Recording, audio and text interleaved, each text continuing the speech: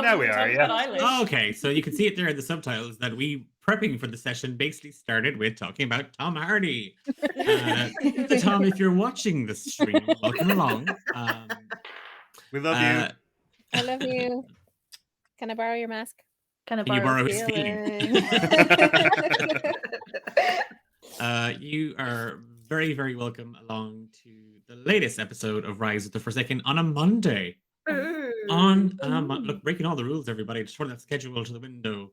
To the window? Through the window. wall. Out the window. If you are joining us for the very first time, welcome along. Sound out. Oh, my words. This is what happens when we don't do it on a Sunday. Yeah. If you're brand new and you're here to check us out, feel free to say hello and howdy and hi in the chat. And we are playing D&D 5e. That's a stretch. I rune it, and I will be ruining it a little bit further today, which we'll be talking about if and when possibly maybe it comes up. We are playing chapter 8, The Sun Rises. And I am joined. My words are gone. How can I DM? I can't say words. Fiona's gone too. What? Yeah, my camera. I don't know sorry. what I'm focusing. But there. Oh, I- hi. Oh. Okay, Booter. I can't.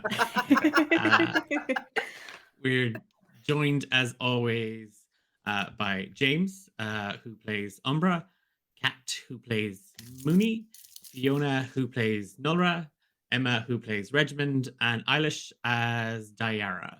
And I am Declan, your dungeon master. And we are D8 Dungeon, a bunch of people who are terrible at tabletop role-playing games, but amazing at being good friends. Oh, Not bad. well, that coming back now. Woo. I think we're fine. At being friends.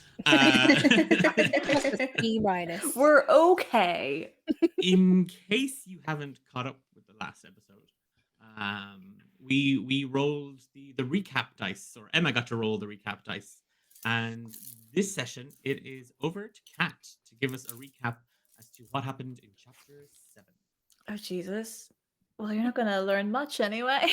All right. I have to do this as Minnie, don't I? Get that inspiration, girl. Oh my god. Okay, so alright, so basically last time we woke up in a wee bed, and actually it was more of a big bed because we were all in it, sure. So we were in a big bed, but in a small cottage by the ocean. And Ilaria was there and she was making porridge for everyone. And then afterward, after we had our porridge, we went out to the beach and we tried to find some seaweed for a wee lesson that she was going to do for us. But basically, Regmund and Nullera had a wee wrestle as well, and Daya sort of went for a wee wander up to a cave. And Umbra had a little bit of an existential crisis and had a wee conversation with his deity, the Lady in Twilight. But I wasn't there because I was away talking to some seagulls at the time. But basically, the Lady in Twilight said to Umbra that, what did she say? Let me see if I can read in my wee notes what she'd said to him. Basically, that Alaria had to die, and in order to do that, we had to find the memories that anchor her. And what the memories were basically anchors, and they were a necklace, a tooth, a letter of some sort, and a wee trophy. And we had to find these wee things and cast them into the fire like it was some sort of ring of power or something. And so Umber came to me and he told me all of this. But it didn't really make much sense until he actually gave me my necklace, and then that helped me to remember everything. And then we went and tried to help the other ones remember as well, but we could really only get Nullera to remember because she also had a necklace, which was a tooth, which is a little bit weird, but sure, what you gonna do about it? And the more I'm doing this, the more Kat's starting to bleed into it a wee bit here, but basically what then happened is that I write a bunch of shite. um, so we basically, me and Umbra, catch up with the other ones at the cave, and then Daya sort of runs into the cave, so we have to go in after her. And then when we do, we end up on the other side of Nock, which was all sort of ruined and stuff that we remember. And then we know that we have to find the letter that's in the cave, and we have to find the trophy that's in town. So we sort of split the party, which we're not really supposed to do, but we did it anyway, sure. And after we find these wee anchors, we had to go to the orphanage and confront Ilaria in her physical form. And when we were there, we had a really bad time and we cried a lot. And then we threw all of the stuff into the fire, and then Umbra sort of threw himself into it as well, because it's a wee bit of a plot twist, but it's turned out that he was an anchor too. But then he threw himself into the fire, and we all woke up, and as far as the eye can see, everything was in ruin. And that's the end of my notes. Beautiful. Well, I learned a lot. I Very end. didn't. I have a lot of really good notes. But Yay, Mooney. it's Okay. it's too many notes. Nope, that works. for me. And now you're all caught up. We're all caught up. Sure, you don't even have to go back and watch it on YouTube. Yes, Do you anyway. do. Do Subscribe anyway, to our you channel.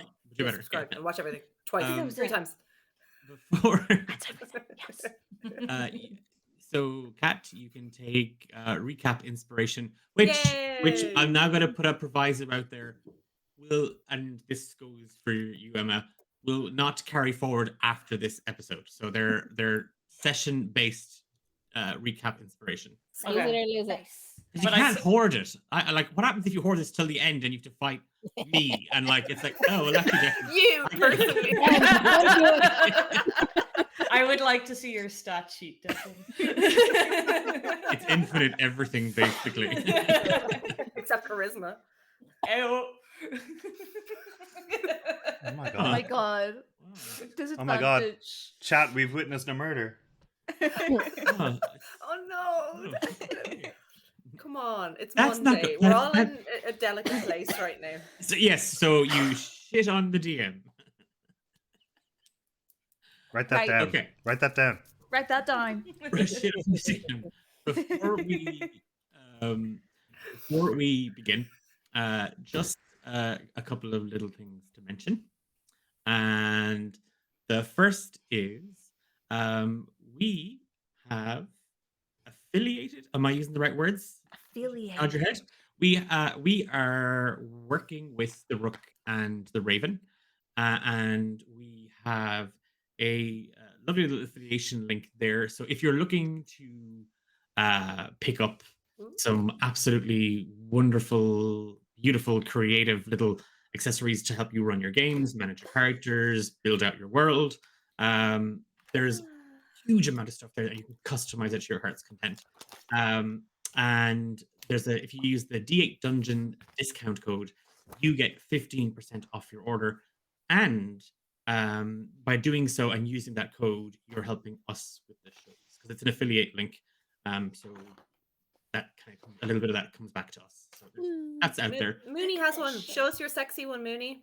I've Wow. got my sheets in it, and I've got a little whiteboard thingy that I can write on, and I've got all my session notes on there, and I've got all my spells, and it's really fun.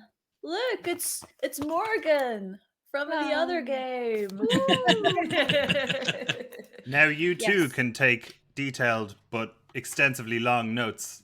I can't remember that spells. That's okay because you got the little inserts to put your spell cards into. I'm a really cool. big fan. If you can't tell, I've been using these for maybe about 3 years now, and I love them so much. And I'm really happy that we're affiliated with the Rick and the Raven because they're really good. They're really good journals, and I'm very pleased to be Yay. able to support them in a small way, and then they support us in a small way too. So thank you. Yay.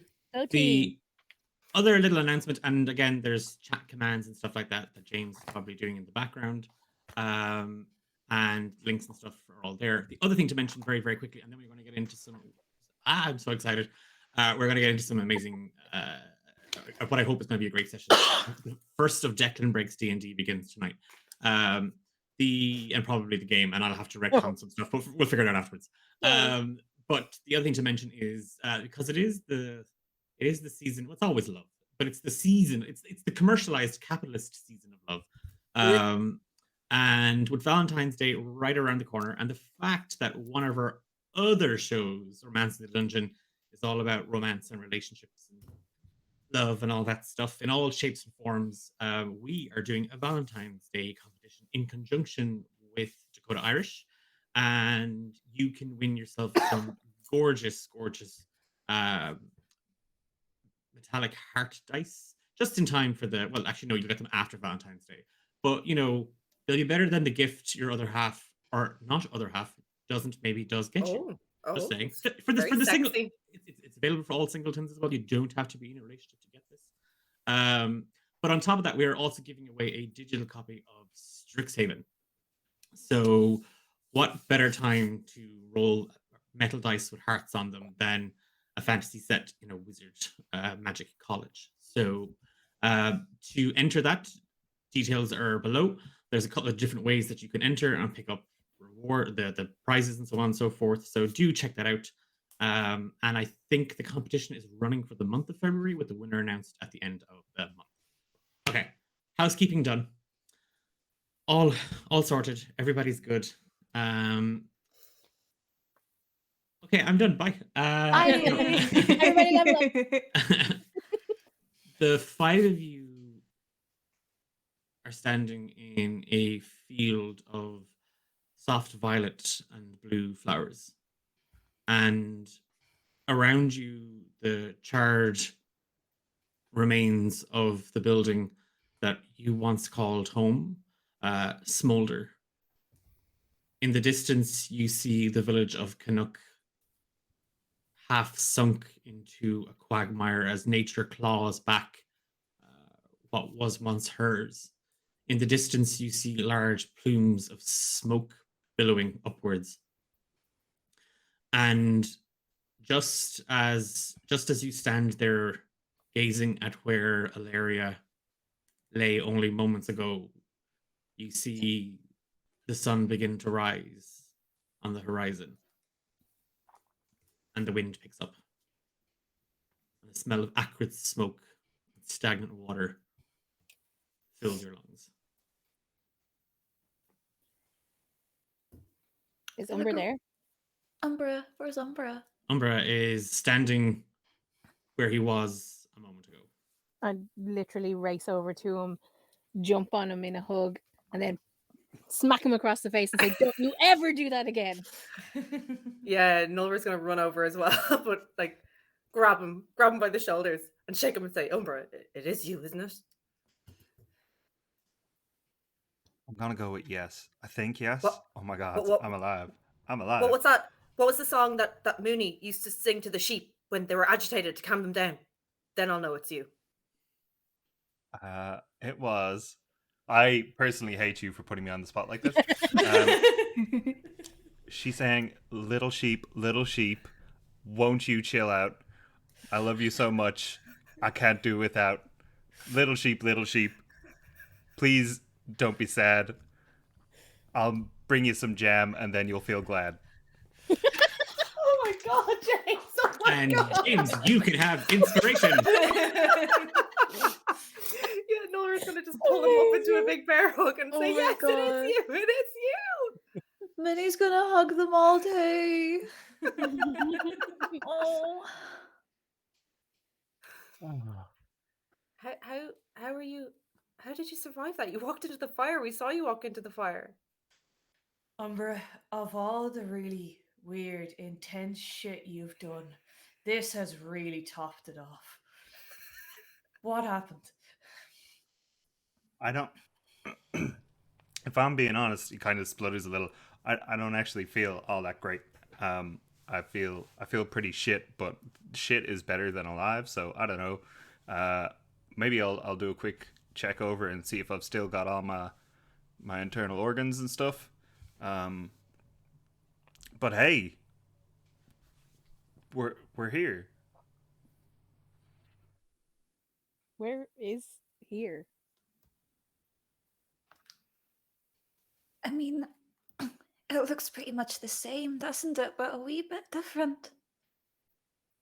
Everything is still on fire if you can smell it.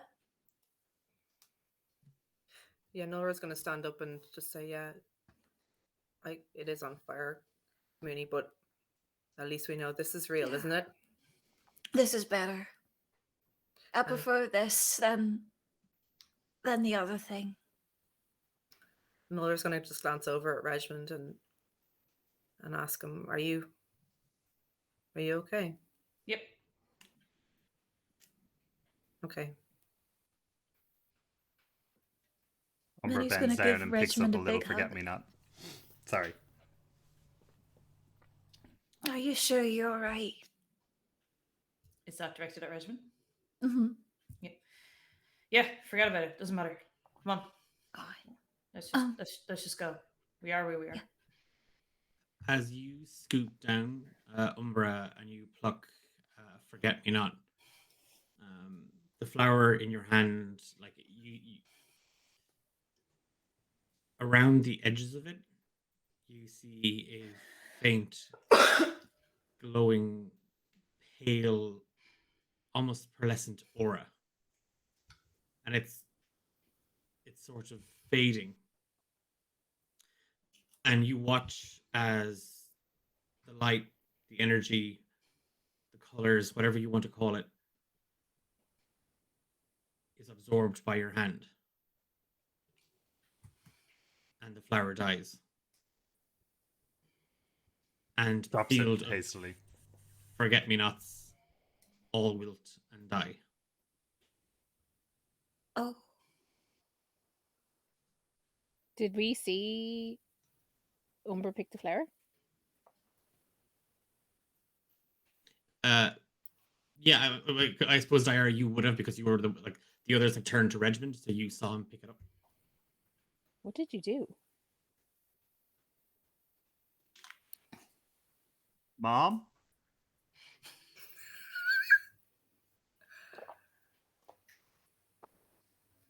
There's no answer. I just picked one.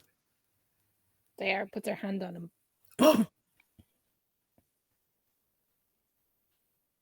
He feels fine. We better get you checked out. I can do it later. Regiment's a good doctor now. Regiment, is Umbra okay? Yeah, he's fine. Regiment didn't even turn around to look. Yeah.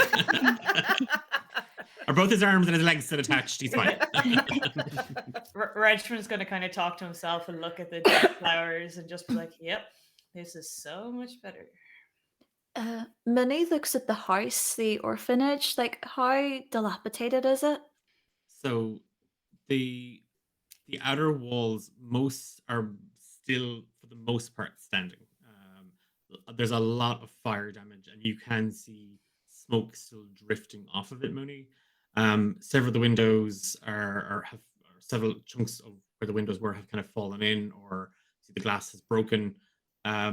You can still see smoke pouring out from them.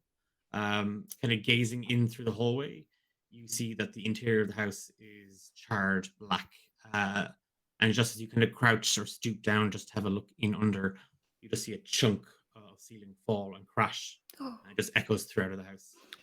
I was going to suggest if maybe we had any belongings in there, we can get them before we go, but I think we might be traveling light. Well, I went in Mooney into Umbra and Regiment's room and there was nothing. But I mean, I know there's a slim chance, but the kids, they couldn't. They're still alive, aren't they? They got adopted out during the festival show, so I'm sure they would have left town before this happened. I hope so. Just in time. We can't stay here. Should we go back into town and look for survivors before we head on? I don't think anyone survived Mooney. Yeah. Where should we go? Nulver's gonna just stand up and dust off her trousers and say, "All right, let's just go. There's nothing here for us anymore. We just go. It doesn't matter where, as long as we all stay together. We just go somewhere else." And where do you think we should go then? Where is going to be so much better than where we were? I don't know, Regin. Pick up a rock and throw it, and we'll go that direction. Will I throw you? Reginald's going to pick up a rock and throw it at Nora. Nora's going to attempt to catch the rock. Really cool.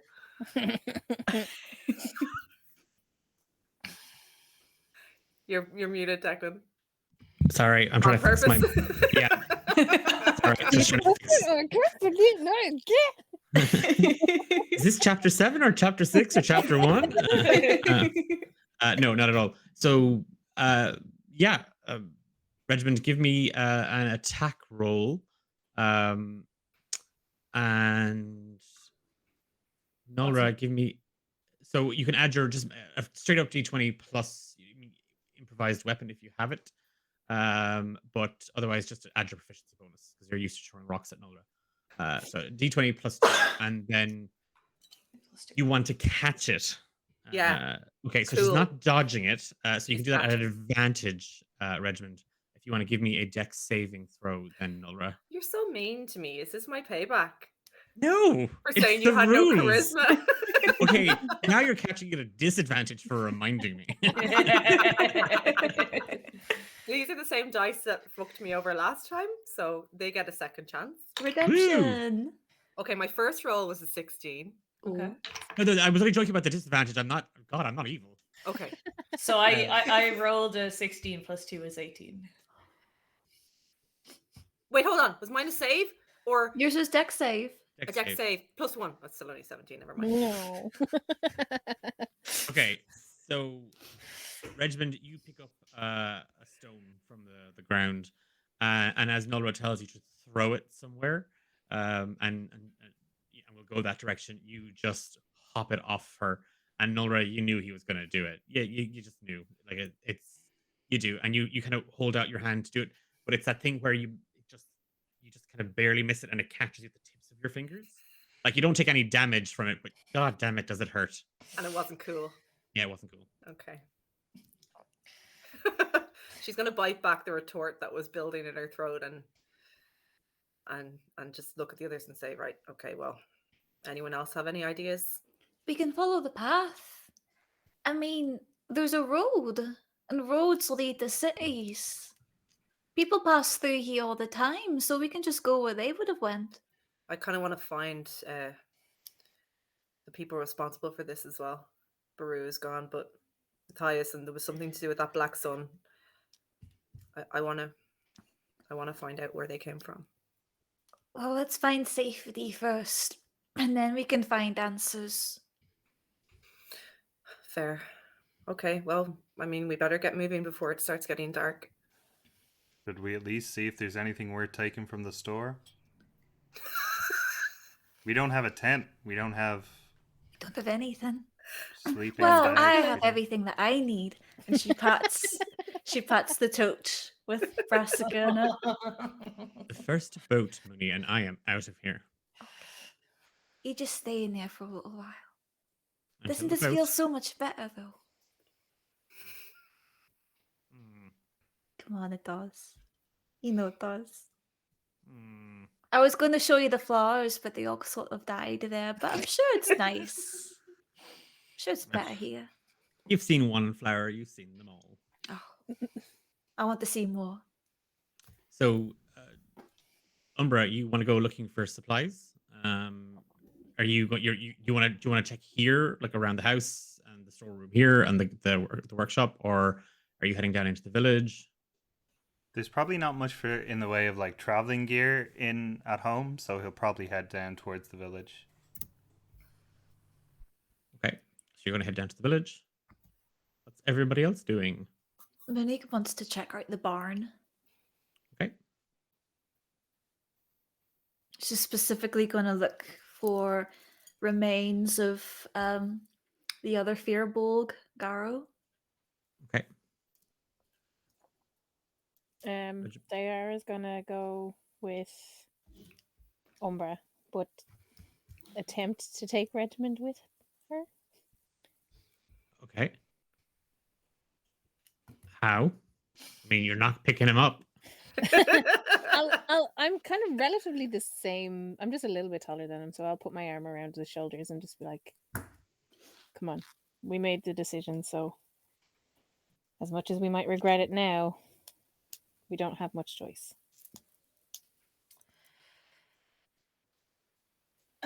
He's not going to say anything.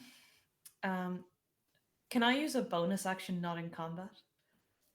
I mean, yeah, work ahead. You can. I would like to use my giant's might and turn large, and just to shrug her off and get rid of her arm and Power storm off. move. I am so hurt. I love the phrase.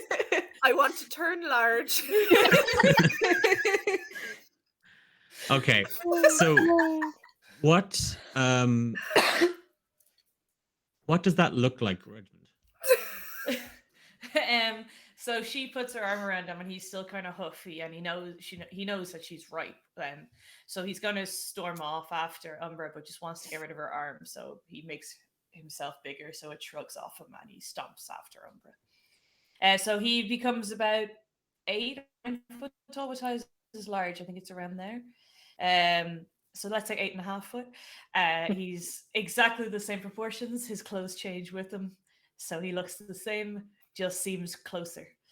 And stomps off. Yeah. Yeah, Dara, you see, like, Regiment, he doesn't turn to look at you, but you hear his boots kind of scuff in the dirt, and he tenses. You feel the muscles in his body kind of tense, and where there was warmth on his back, there's now just kind of cold, as you watch Regiment just grow. And again, without saying anything, he stomps away from you. Nulra, you see the same thing happen. What are you doing? Her only way that she can think of to cheer Regiment up is to piss him off. So she's going to say, "Ooh, a bigger target," and she's going to try and launch the rock at his back. Why did I ask? Could have just gone to Mooney. I should have just gone to Mooney. But she's not going to like hurl it. She's going to like gently toss it because Aim for his butt. in a Aim for playful the back manner. of the knee. And it was a butt. I'm going to go for the butt. Very nice.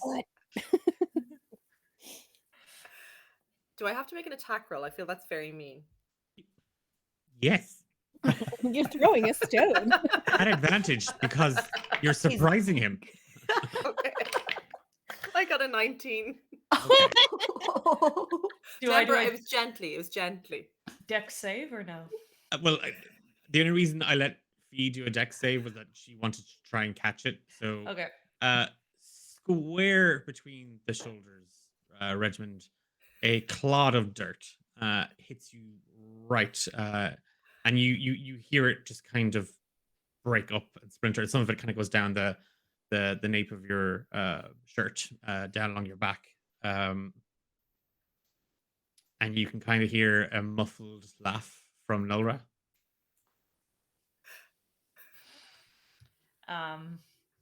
I don't want to derail this too much, but What are DM Yes. notes if not to be derailed?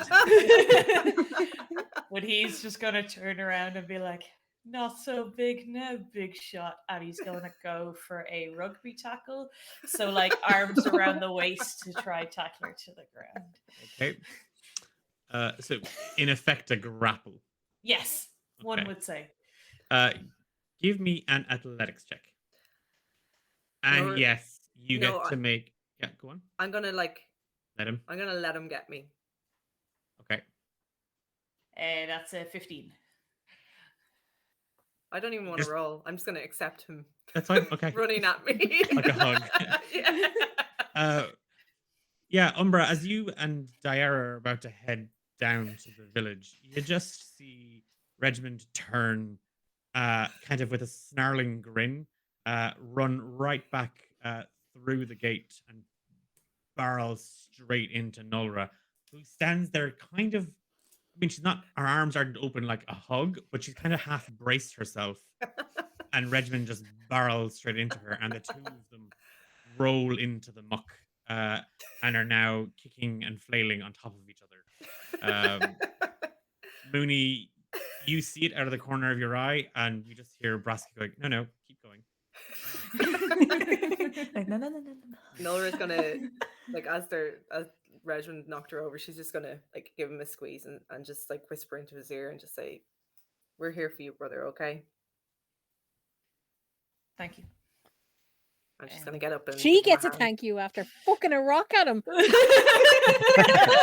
our love language, Diara. That's our love language. I'll show you my fucking love language. Fucking rocks. Just turning to Diara, Oh. Umbra's like, is Regiment a big boy in the real world? No, Did she make him short? no, Why would she make him short? I don't think she's in for it. Maybe you lost some of your intelligence. Wow. Oh my gosh. Oh my gosh. And I see you gain like you're mean now, so that's cool. She just walks away from him. Family. So Mooney, the barn. I like those dead animals. Far.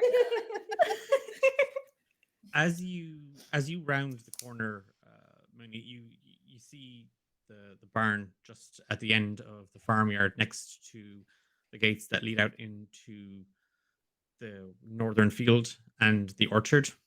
And as you kind of approach and you feel kind of the soft grass under your feet turn to stone, out of the corner of your eye, just to your right, you see the remains of Baru.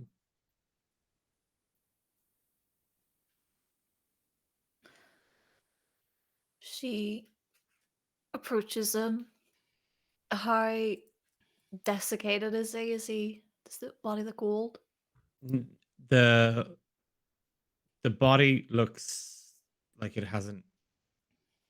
Like, the body still looks almost like warm to the touch. Oh, she's a bit more hurries towards it. As you draw nearer,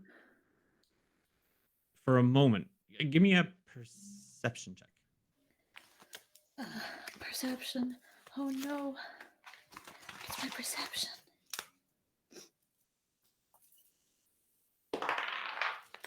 Oh, that was really bad. 7.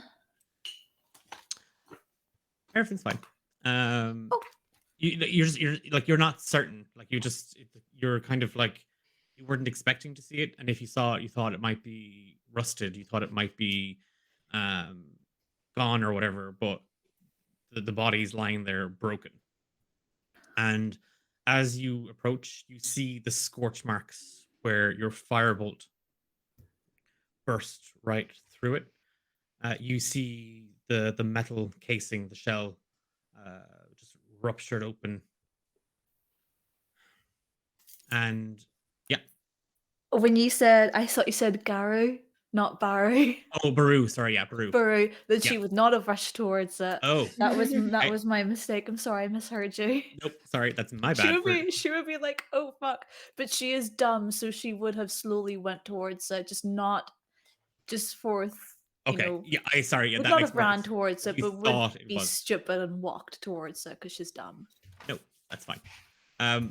As you approach more cautiously, seeing the man, you've never seen anything like this before. There's nothing like this in any of the stories, Ilaria or Boss or whatever that woman's name was or is. There's nothing in the books, and there's a little part of you that's curious about it. How does this thing work? And you see that the body is lying still on the grass. You see the drag marks where when it hit the dirt and bounced and rolled and came to a sliding stop where it's kind of half tried to bury a hand to slow itself or grab onto something. you see the wound that you blew open in its chest, where metal and whatever lay beneath it lies twisted and charred. As you kind of edge a little bit closer, for a moment, you thought you saw the chest plating around it just lift slightly and then drop.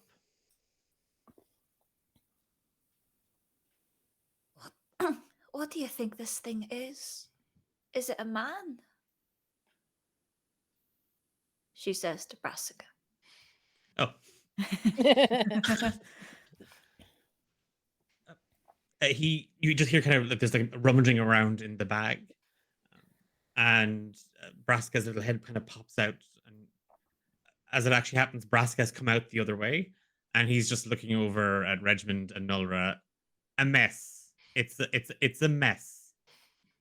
I didn't burn it that badly, did I? I mean, we Oh. sort of wanted myself to burn it badly. I mean, it was trying to kill us. And Brassica's like turns its head around and kind of looks down at the creature. It's perhaps some sort of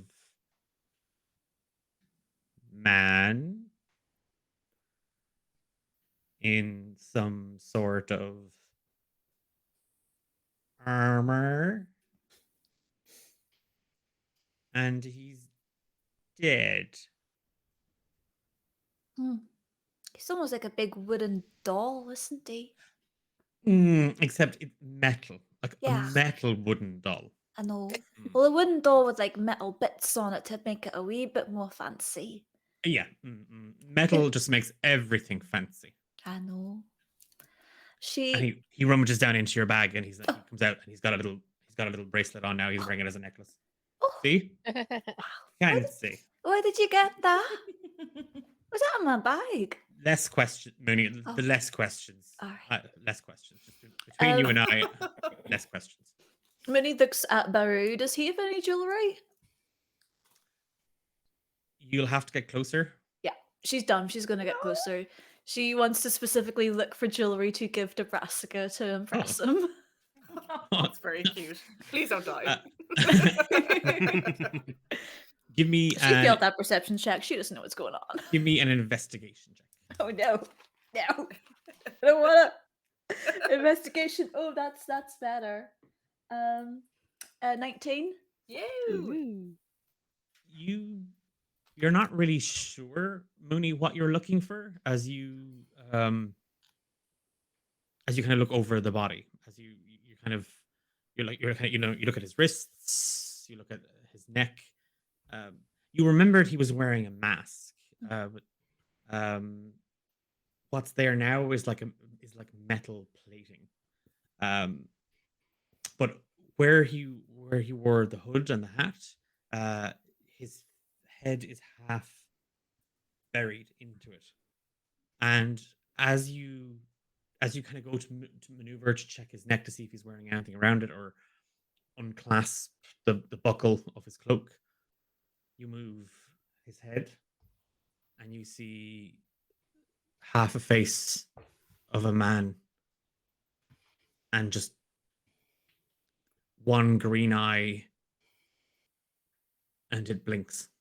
She squeals and falls back. Like a humanoid, like fleshy face. Oh no, she thought it was a big puppet thing. I'm gonna do a thing. Where are the rest of us around? Do we Yeah, do hear? we hear Mooney scream? So Diara and Umbra, you had started to make your way out of the yard as this was happening, and then the scuffle broke out. So you're kind of, I assumed, at the gate waiting to see if Regiment cheers up enough to come with you. You all hear Mooney scream, and then Mooney, as you kind of clamber back away from it, you just see its left hand is just kind of half scratching at the grass, like clasping, grabbing. Okay, well, if we heard Mooney scream, Nola's going to start a look at Regiment and run in the direction of Mooney. As Mooney clambers back, could she maybe do some kind of insight check to see if it's like hostile, like zombie crawling towards her, or does it look like it's in pain Yeah, and you like can give me grasping for help? yeah, you Um, can give me an insight check. Oh, I hope it's good. I hope it's a friend. I hope we've got a friend. I bet you he likes you now after you No, killed him. it's a 6. You can't tell. It's that thing where fear is sort of overcoming all other aspects, and as you're trying to scan, you're scanning for something to defend yourself. You're scanning for a way to get away from it. You're trying to read too much, and it's an overload. And Braska is kind of like he's kind of biting on your sleeve, and he's trying to like yank you away while he's in the bag. He doesn't want to die, and Yeah. you're his taxi. She's in flight mode. She's going to try and scamper back, Okay. make distance.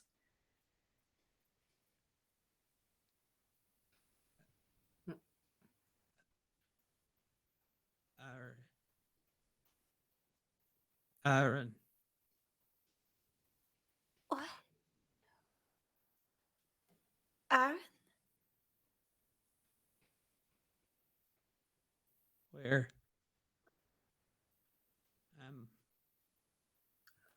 I You're in Canuck. You're at the orphanage. where's Aaron? I don't know who that is. Who's Aaron? You're not gonna hurt me, are you?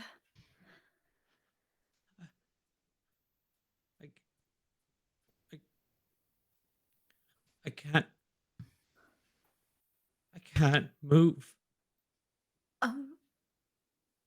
All right. She's don't hurt me, okay? And she's gonna like very slowly just crawl towards him and see if she can help this thing. Who Can are you- you? My name is Mooney. Please, Can you feel your legs? I don't know where I am. Do you know who you are?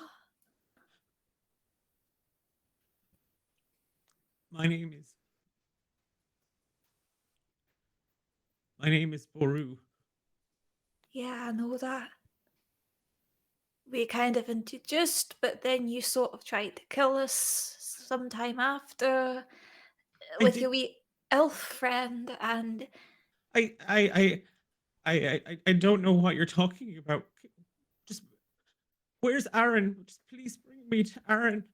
And the hand is just grasping, like, and you see many that just several fingers are just kind of trying to scratch and pull at the grass. I don't. It's okay. I'll try to help you. Just please don't cry. You're gonna make me cry. And she's gonna like pat his wee legs and try and help them up. And Have we arrived there yet? Are we there? Yeah, you're watching. Okay. You've overheard this thing kind of like gasp and try and Yeah, I'm it's gonna run crying. up It's breathing. and sorry, Mooney, but I'm gonna pull your hand off of him and say, no, don't touch it, don't touch it. I think he's. No, think Mooney, he's- Mooney, come on. We need to get away. Come on. Let's. No, but look how sad it is. Yeah, because we killed it. That's why it's sad. I know, but I don't think we should leave it. I mean, it's looking. Do you know anyone called Aaron? I don't know who that is. Do we know anyone called Aaron? No. Not that well. Nope. There's nobody in the village called Aaron.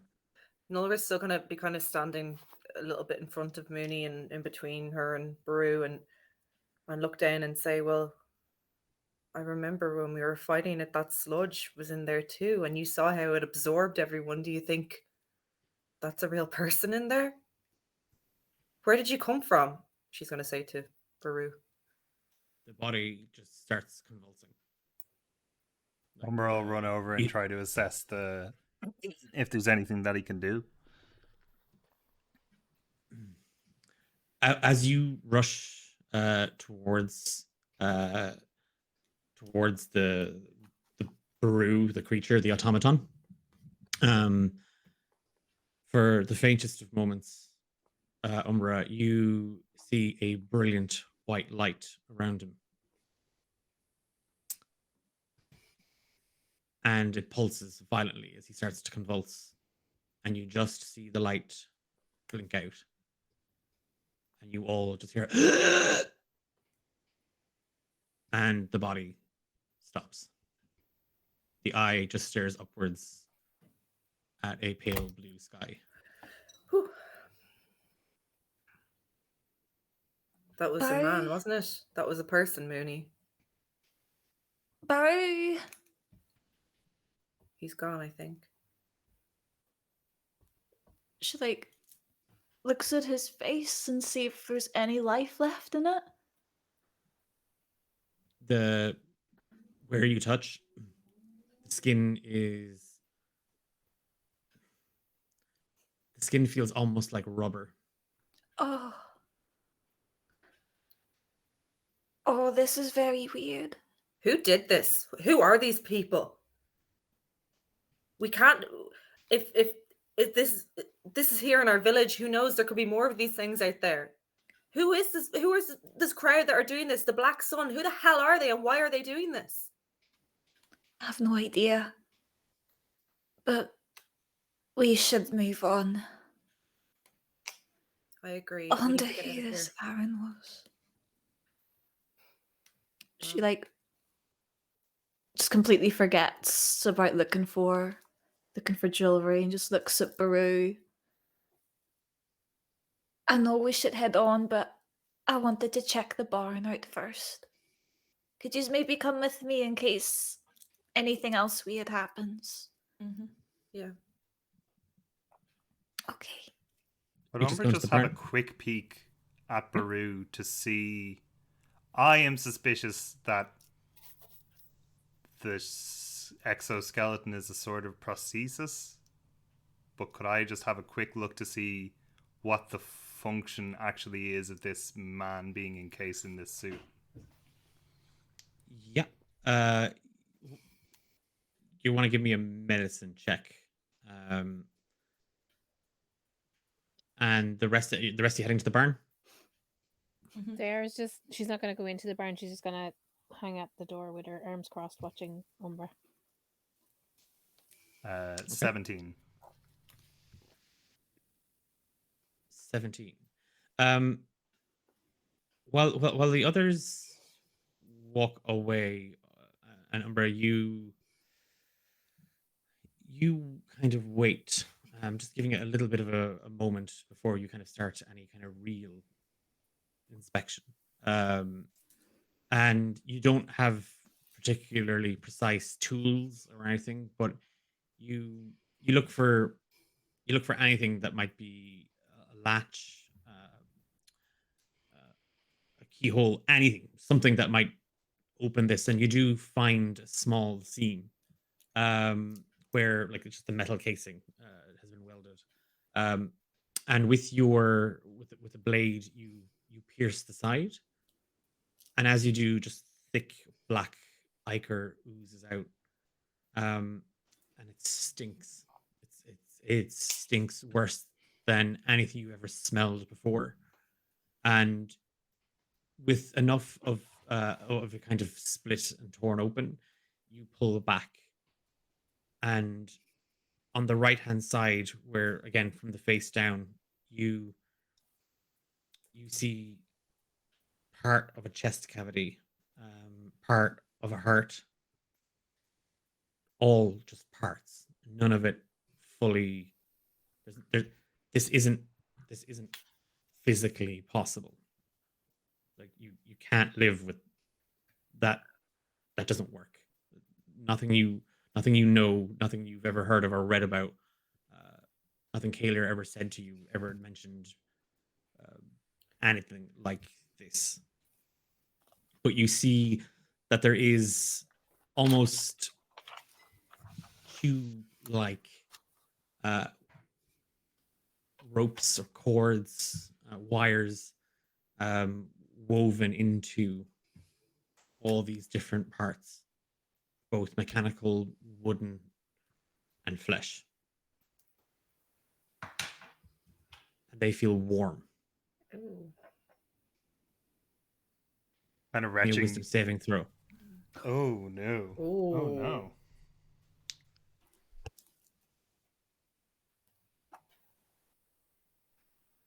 7.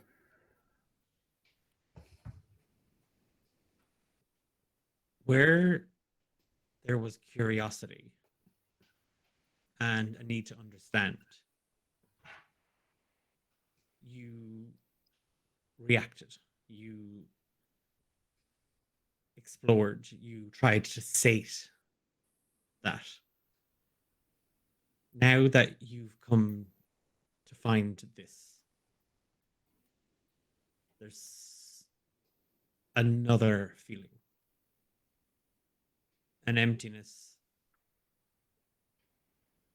like a hole where your stomach is. And this horrible, horrible sensation fills you.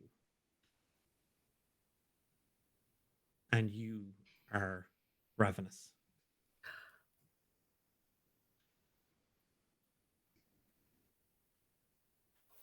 Kind of half retching from the stench. And like back of his arm over his mouth. And just kind of staring down at the 2 cords, the 2 veins, for want of a better term, and just kind of rolling them in between his fingers, and very tentatively tries to pierce one to see if it's the same ichor inside. As you run your fingers over the wires, and now that you have your hand inside, the wires feel more like innards than they looked. They look more like intestines. They look more like they were made of flesh than anything else. But as you run your fingers over them, you just see this faint, almost transparent light inside. And as you try with your fingernail to kind of pierce it, there's just a slight tiny pinhole you're able to just push into it. And there's a cracking sound as the tube, which was almost malleable, like malleable like skin. Is this a horror podcast now? Or horror stream that we're doing? Declan, if you wanted me to stop eating, you could have just asked me. instead Well, of that's me. actually we're doing mukbang videos during the stream, okay? I'm actually gonna get sick. It goes hard and it breaks like glass. Ugh. And the light just trickles out of it. And that void you felt inside, as the light kind of rolls over your fingers, like mist almost, you feel less hungry. He stumbles backwards, clawing at the dirt, and pushes himself away from the body, and quickly throws his head over his shoulder to see if everyone's gone, or if anyone was there, if anyone saw. You don't see, when you kind of look up at the other end of the courtyard, all you see is Diara. The others are inside the barn. He can't hide the disgust on his face and looks at Diara unknowingly in silence. Diara, give me a perception check.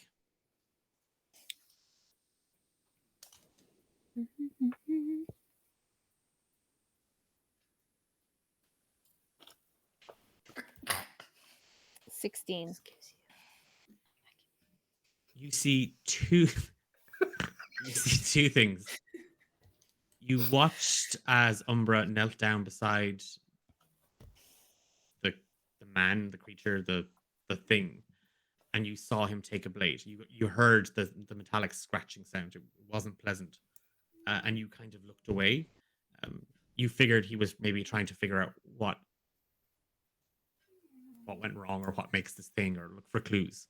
But as you turn your head to look away, your eyes fall on the house.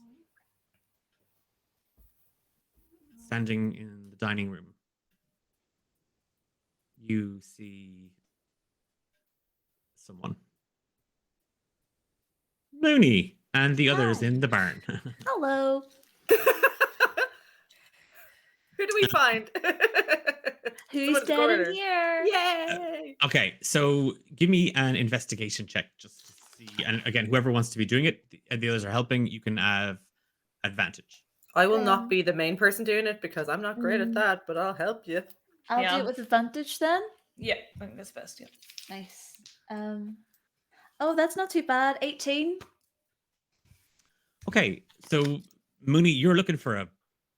You're looking for the other Specifically, yeah. the other furbug. There's no sign of him. You do see the skeletal remains of several animals that were just left in the barn.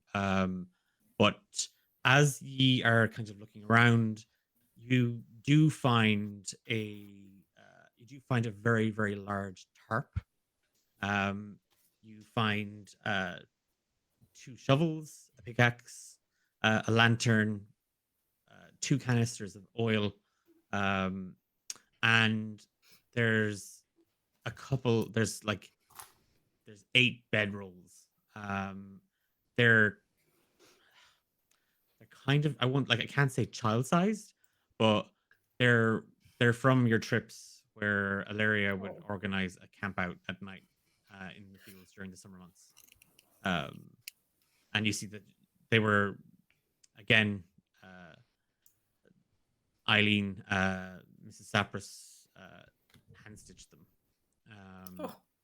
And they're all kind of slightly faded, slightly musty. But you have found some supplies. Minnie just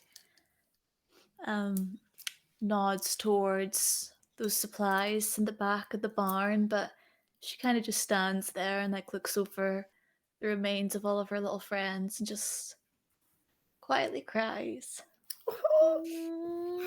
Yeah, Nulra's gonna run over to the supplies and try and distract Mooney from the dead animals and pick up the bedrolls and say, I know maybe what we lived was a fabrication, but it was fun sometimes, wasn't it? Yeah. Remember the time we went out camping and Diara tried to jump over those stepping stones and fell on her ass in the river? Oh God, she was knocked out cold. She just had no coordination back then. Sure, she didn't. She didn't Still really have- don't. Yeah, still doesn't. I think about that daily, to be honest. Hey, are we talking about Diara or Eilish right now? As you Nolra, as you're kind of rummaging through the supplies and the bedrolls and stuff like that, you do see in an ill-fated attempt by Mrs. Sapras to teach you all how to sew and cross stitch and stuff, the pillows that you all made, and yours, Nolra, has just a big axe on it. And I mean, it's a crude outline of an axe, but goddamn it, it's an axe. You know that's your one because the other one that had an axe on it was small, and the axe handle was bent. It had a lovely curve on it.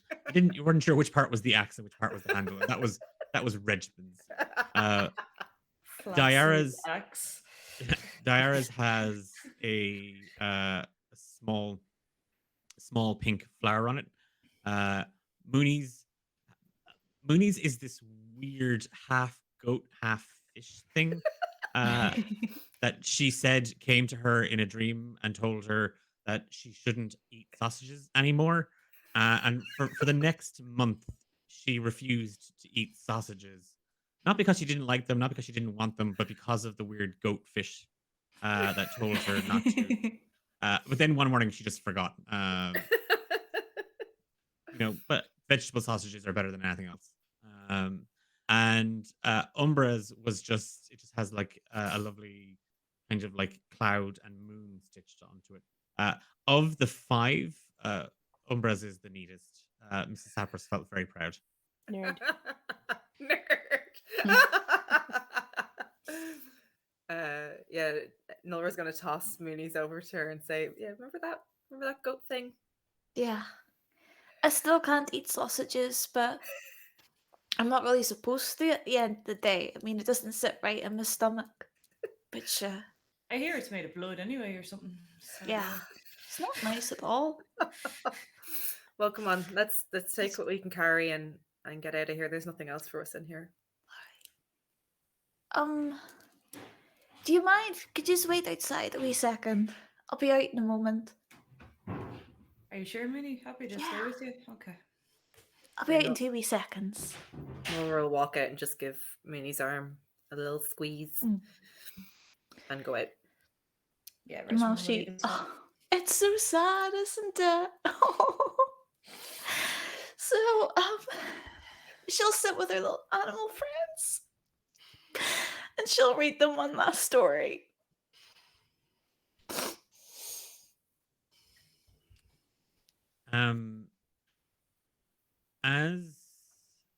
As you do this, Mooney, oh god, now you have me going. Quick, get Brassica in here. Comic relief, Jacqueline. As you do this, you sit down in what Garrow Tweet said. He literally always used to give out to you for just sitting on the flat cold stone. Something about a chill in your kidneys. You asked Umbra about it, and he said that was an old wives' tale. And then you asked Mrs. Sapros about it, and then she gave out to you for calling her an old wife. But you remember sitting there and talking to the animals, and when the others just thought, you were just being weird or silly or making it up, it didn't matter because the animals believed you.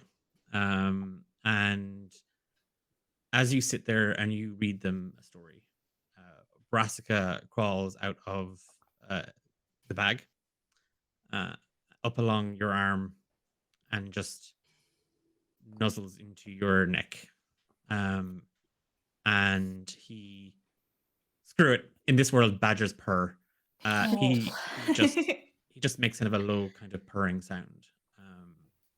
And you just kind of feel his little paw just kind of touch your face. Oh. You tell anybody I did. No, it'll just be between us. But I know you're good. I know you're better. And he scurries down into the bag and then just makes a look at you. She closes the book and she holds it close to her chest and she hums a little verse from Little Sheep, and she goes joins the others. She closes the barn door behind her. As you step out, you see that Diara has moved a little closer to the house and is peering in kind of through one of the windows. Nolra and Regiment are kind of watching her, and Umbra has approached. He's trying to like wipe his hands on the ground, just to kind of clean them off a little bit. They're covered in like a thick black and brown liquid.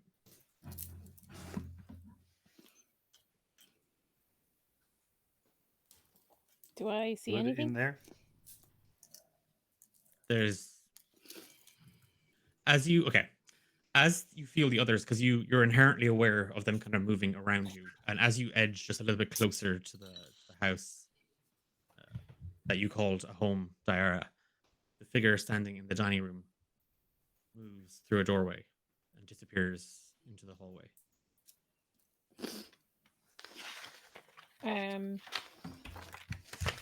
She's gonna move, like, the way the house is laid out.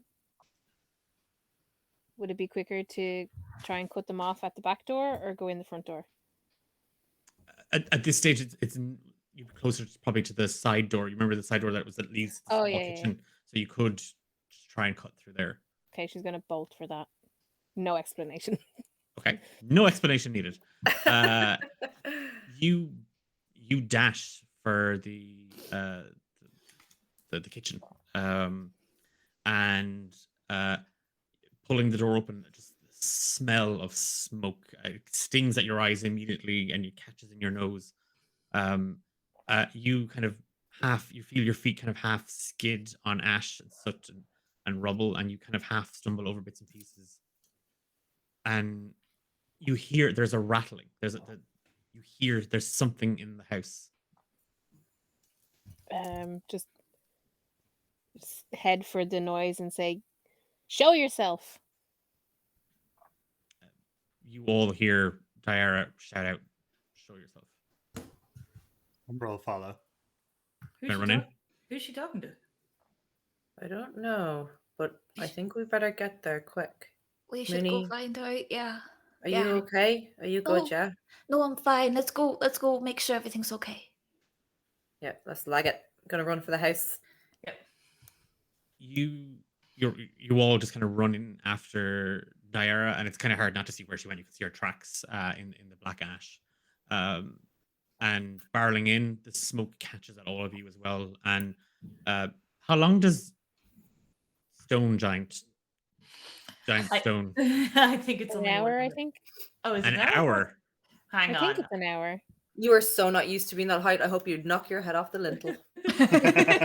No, it's 1 minute. It's 1 Oh, minute. dear. Okay, it's gone. Okay, it's Yeah. gone. It's gone at this point anyway. Okay, yeah, you barrel. It doesn't matter anyway, Regiment. You barrel in anyways. If you are 8.5 feet tall,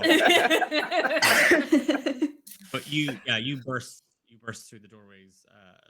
You can hear Diara calling out for someone to show themselves. The scurrying as you make it past the stairwell that led up to the rooms, you see parts of it fallen in. Diara, you find yourself standing in the main lobby of the house, the main hallway. So you were at the back stairs, at the back kitchen. This is the kind of like the foyer of the house with the older, grander staircase that led up. And as light pours in through the window overhead down, standing for just a brief moment, Diara, you and only you see Ilaria. And with her back turned to you, she looks over her shoulder, and it's her. It's Ilaria. And she smiles, and she just raises one hand up, and you see her turn into this jet black-skinned woman. Her skin the color of night. She becomes shrouded in a blanket and cloak of glittering stars. Her hair is swept up and around her into a long, heavy braid. And her face becomes covered. And the four of you see Diara standing in the doorway. And the light outside goes dark. Well, like the daylight is gone. Yeah. Dyer, what's going on? Who was that? What's happening?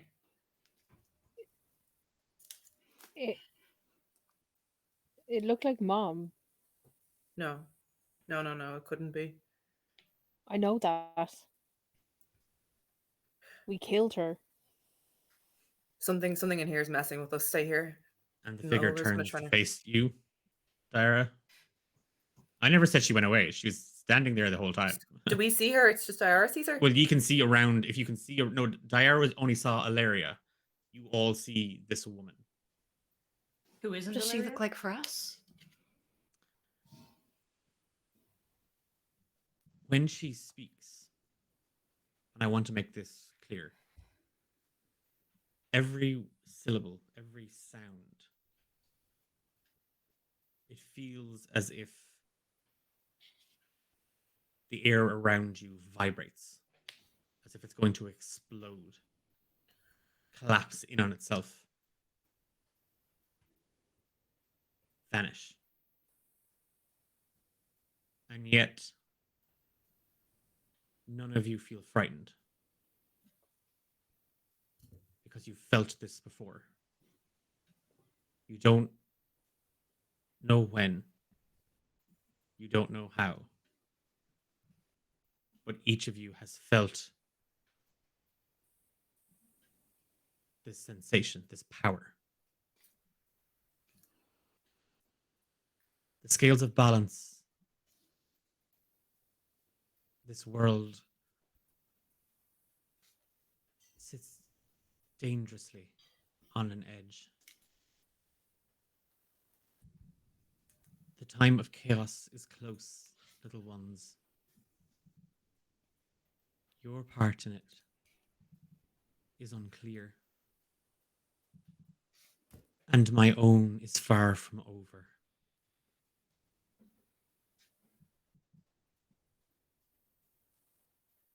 She pulls the hood back, and you see this pale blue skinned woman standing there. Her fingers elongated, everything about her just seems vaguely humanoid, as if it's a memory of what a person should look like. Something that may have been human once before, trying to piece it all together. And her eyes are warm and soft. And you feel so safe.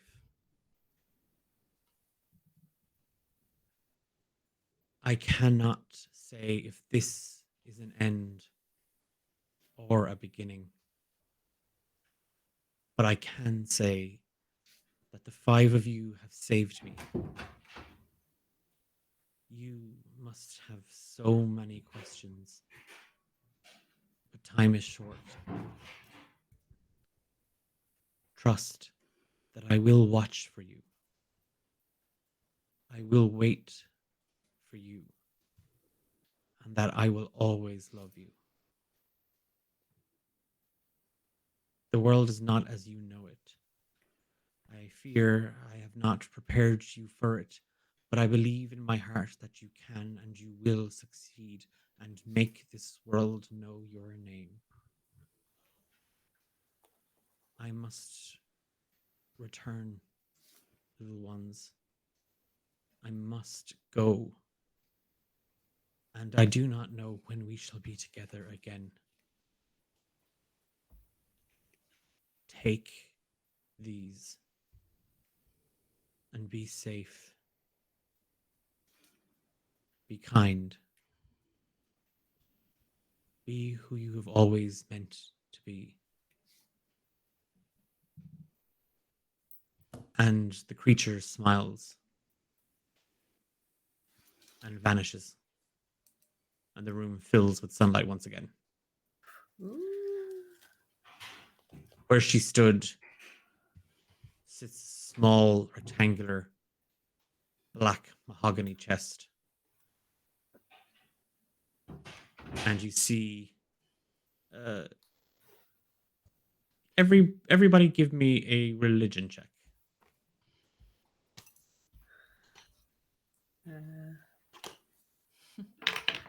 It's an 18. 16. 6. 14. Dirty 20. Okay.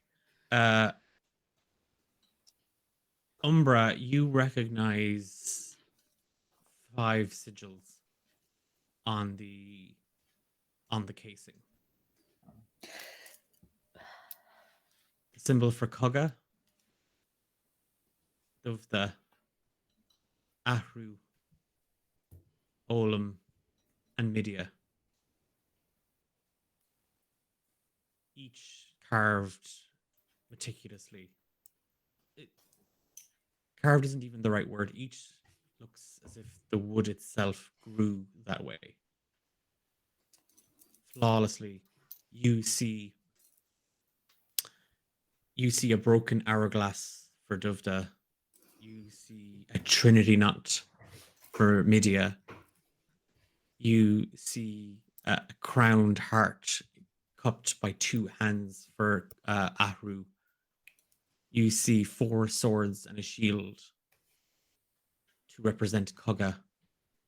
And you see Olam's mark of a barren oak tree.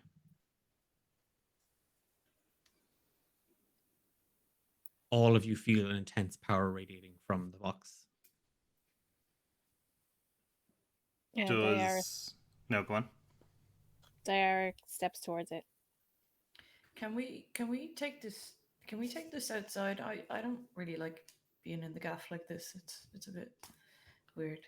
Yeah, I think I prefer to be in the light as well. Can we bring Yeah. it out?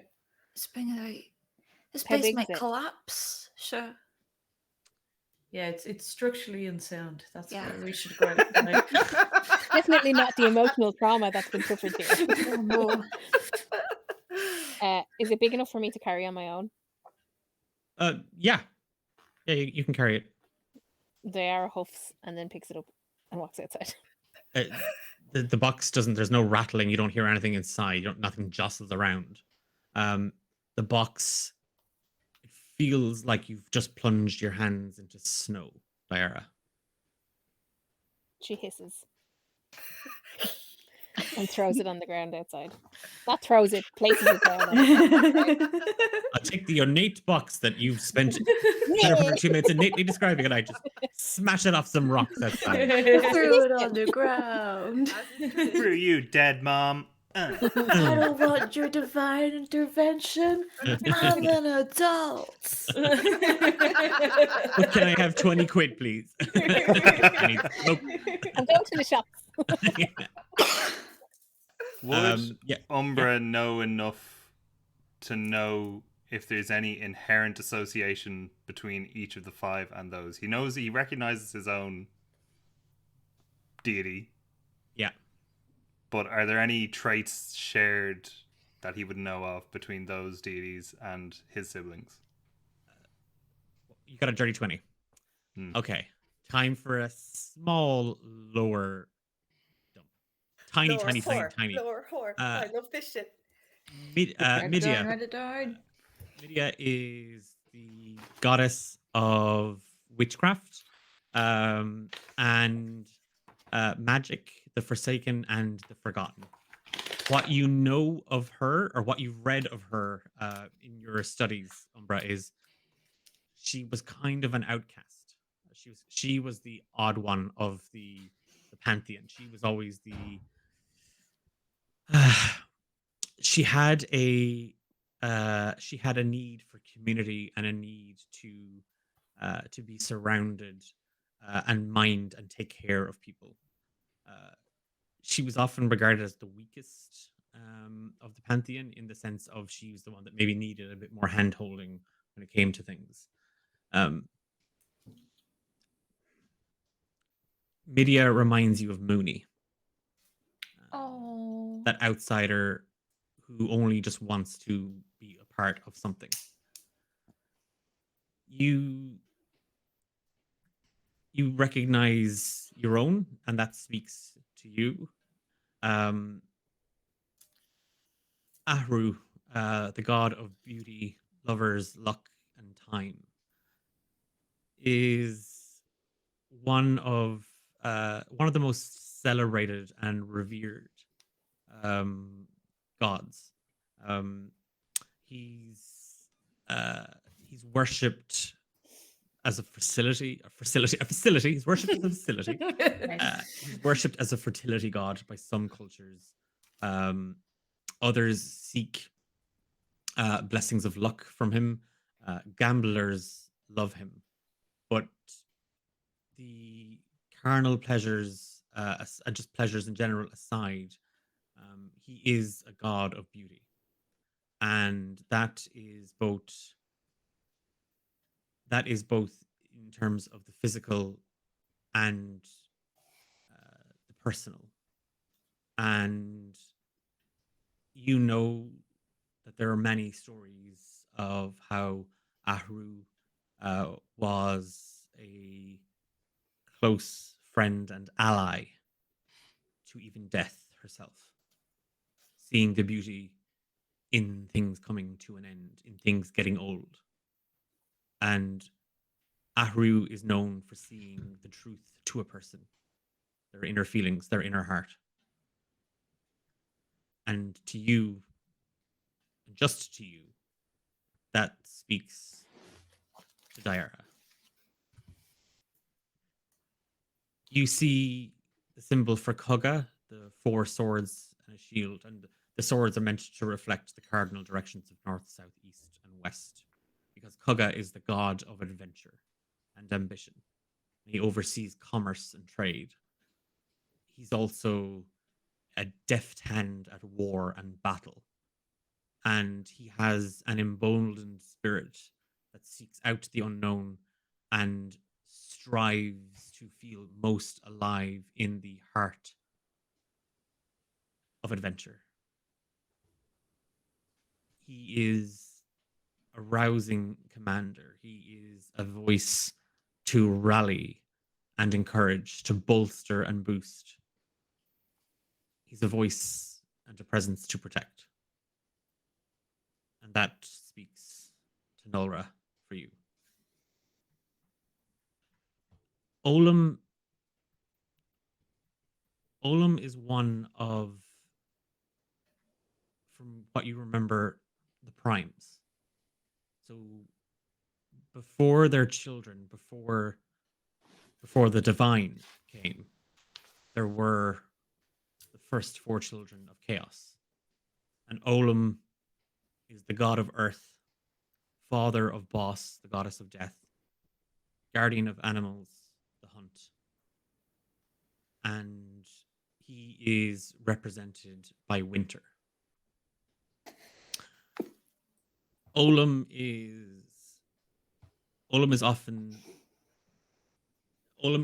a soul, or believed to have been a very burdened soul, a being that tasked with overseeing death, managing souls and the afterlife, was unable to carry that responsibility. For all his strength, for all his thundering presence and his resolve and his formidable constitution, behind it all, there was a heart that was breaking. And when his siblings, Irif, Tawar, and Dwyn, had their children, he asked for their help. And they gave him a daughter, Boss, the goddess of death. And she shouldered her father's burden. And when you think of someone strong but a heart so precious, you think of Reggie.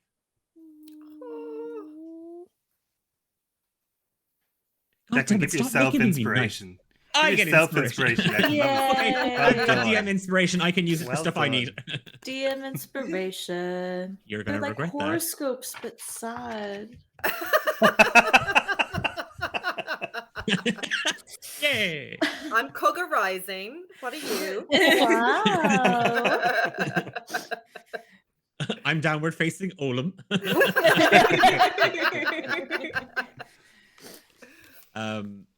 Yeah, so sorry for the lower dump, but Umbra, that's That what was you- great. That was that's what you're able to wonderful. Yay, I love pull that shit. from your Give me We more. love Give me knowledge. more.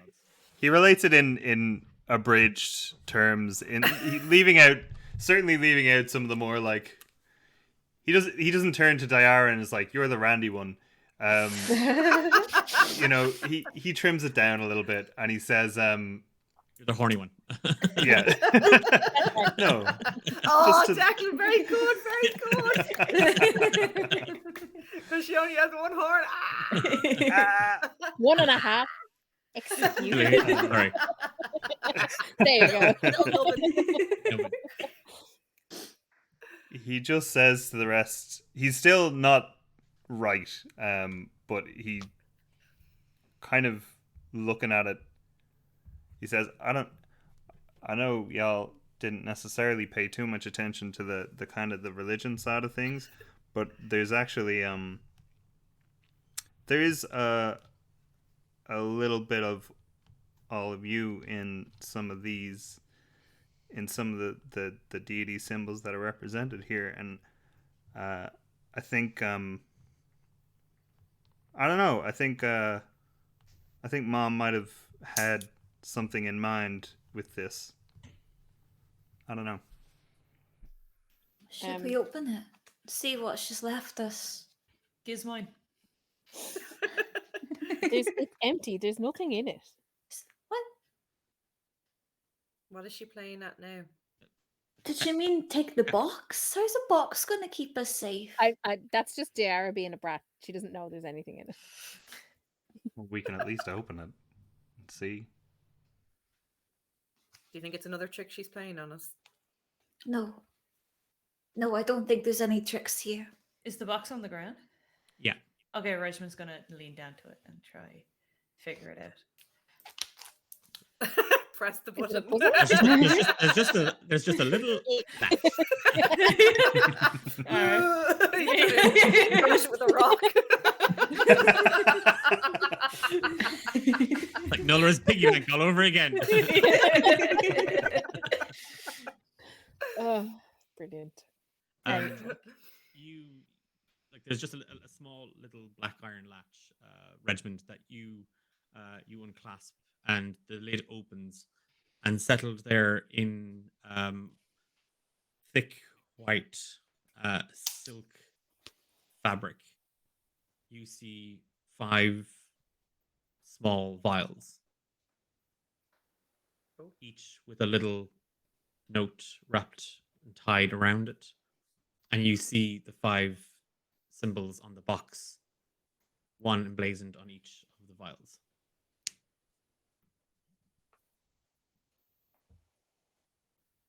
Umber? Can we see Dr. what's in Reggie is out of his. them?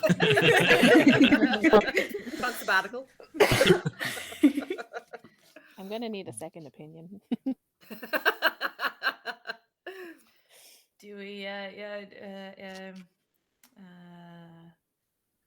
drink them? Yeah, can we Do see you what's know- in them, Declan? There, as you kind of all kind of do that whole like, well, I want to see, and you're kind of gathering around it. There's a metallic like liquid inside. Have you ever like you know that kind of it's kind of like glittery mercury almost, the way I can kind It's of like describe it. mica powder and baby oil. That's yeah. Yeah, perfect. Yummy.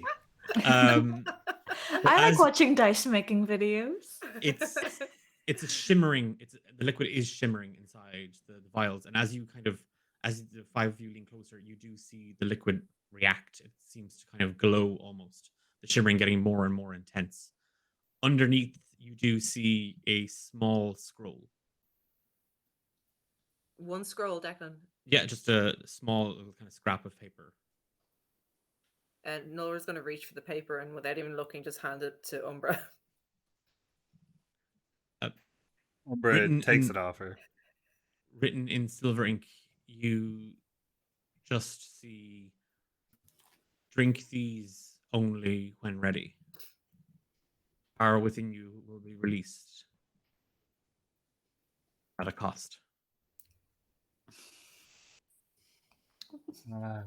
I knew she was Um, playing at something.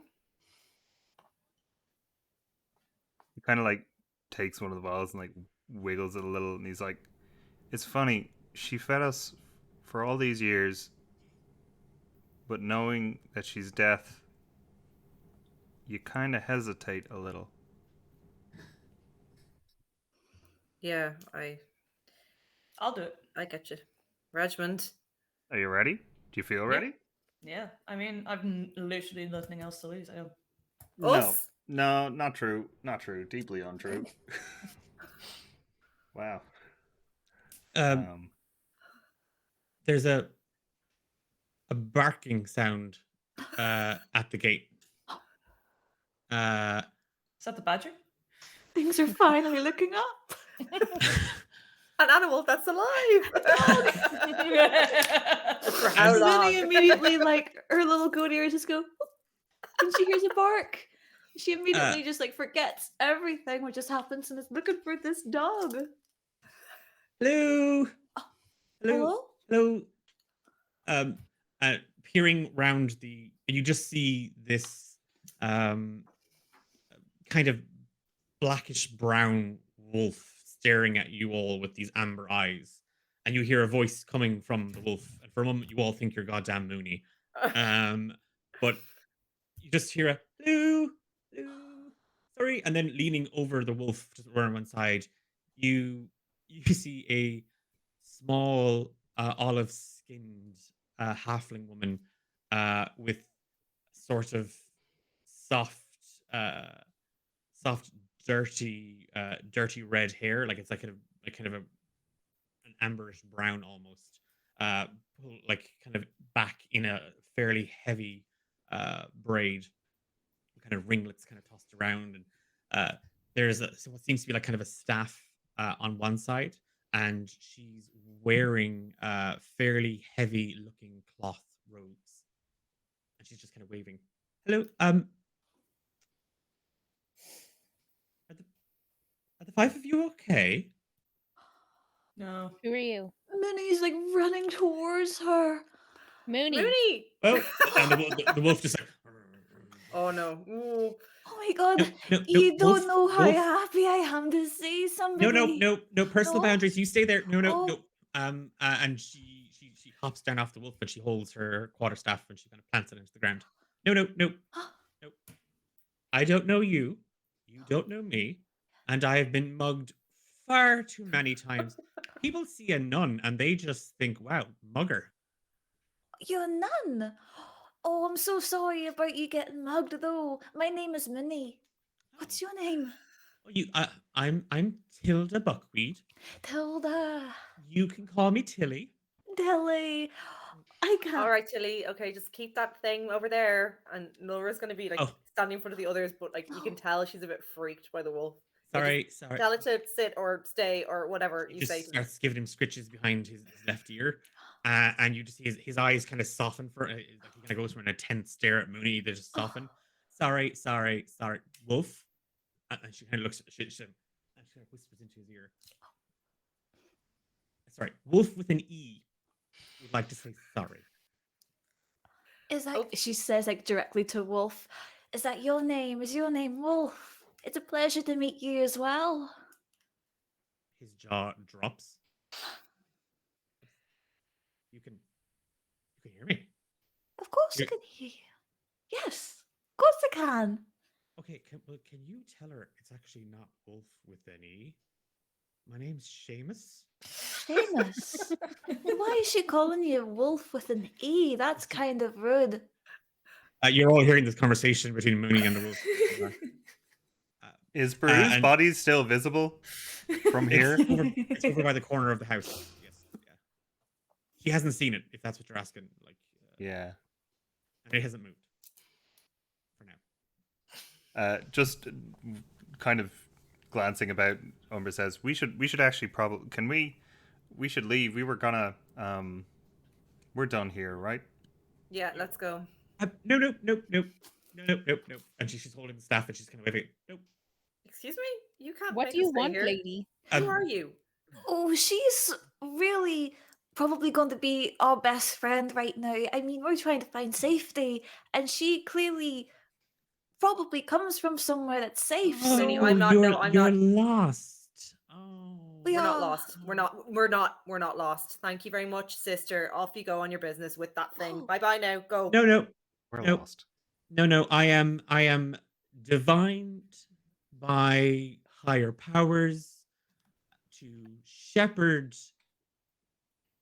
lost flocks to safety.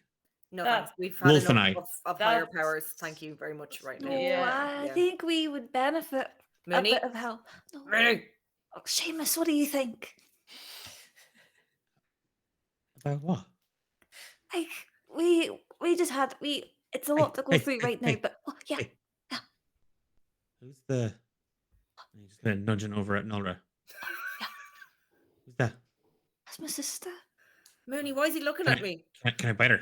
No, you can't bite her. That's rude. Mooney, Now. bite? What's he talking No, no about? one's getting bitten. No one's getting bitten. But I really do think that maybe we should consider their help because we really don't have anything going for us right now. I will not be going You- anywhere near that thing. Yeah, He's fine. He's lovely. Yeah, but Mooney, you've said this before, and things have attacked us anyway. They've not Why? attacked ya. Can I? Sorry. I don't mean to interrupt. And she's kind of looking at the wolf, and she's like, "Shameless." No.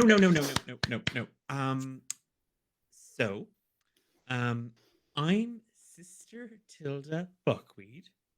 You can call me Tilly for short. I'm just a nun on a little bit of a. She looks at the five of you. Are you. If you're not lost, would you say you were walking to places that may or may not be devout, like some sort of religious journey? Rhymes with the word skirmish slightly. No, Pilgrim? Oh, Are neither we am I. No. pilgrimage? Nobody's on one of those. Nobody's doing that. No.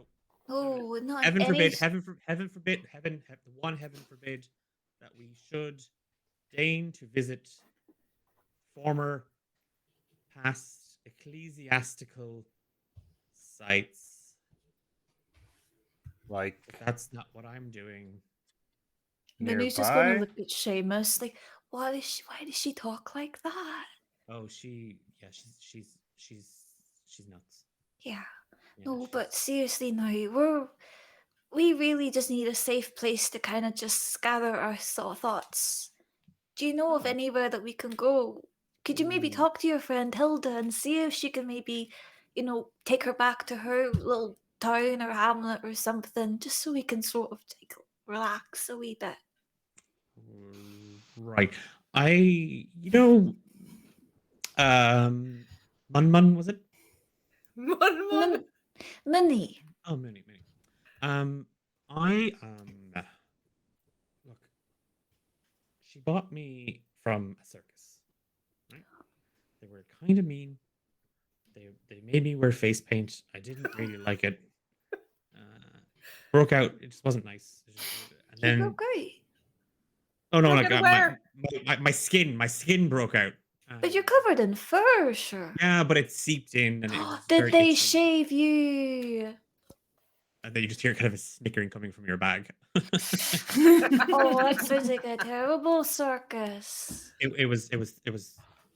She saved me. She saved me, and I am her friend, and she is my friend. Good.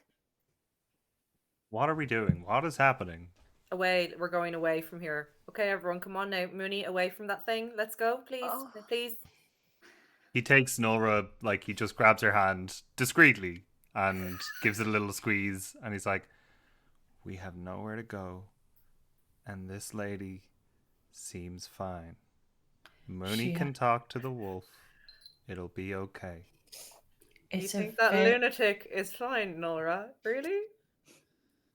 And she's gonna do what You're I'm doing Nora. and try not to move her mouth. You're Sorry. Nora. I'm Nora. Umbra, whatever you are. Diara, what are you doing? Can I do an insight check on The Tilda? wolf.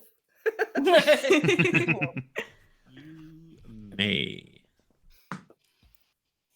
Well, that's a natural one. Everything's She- fine.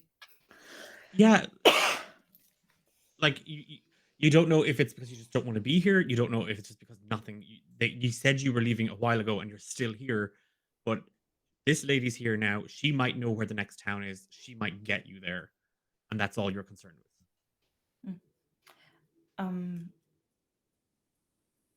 Lady?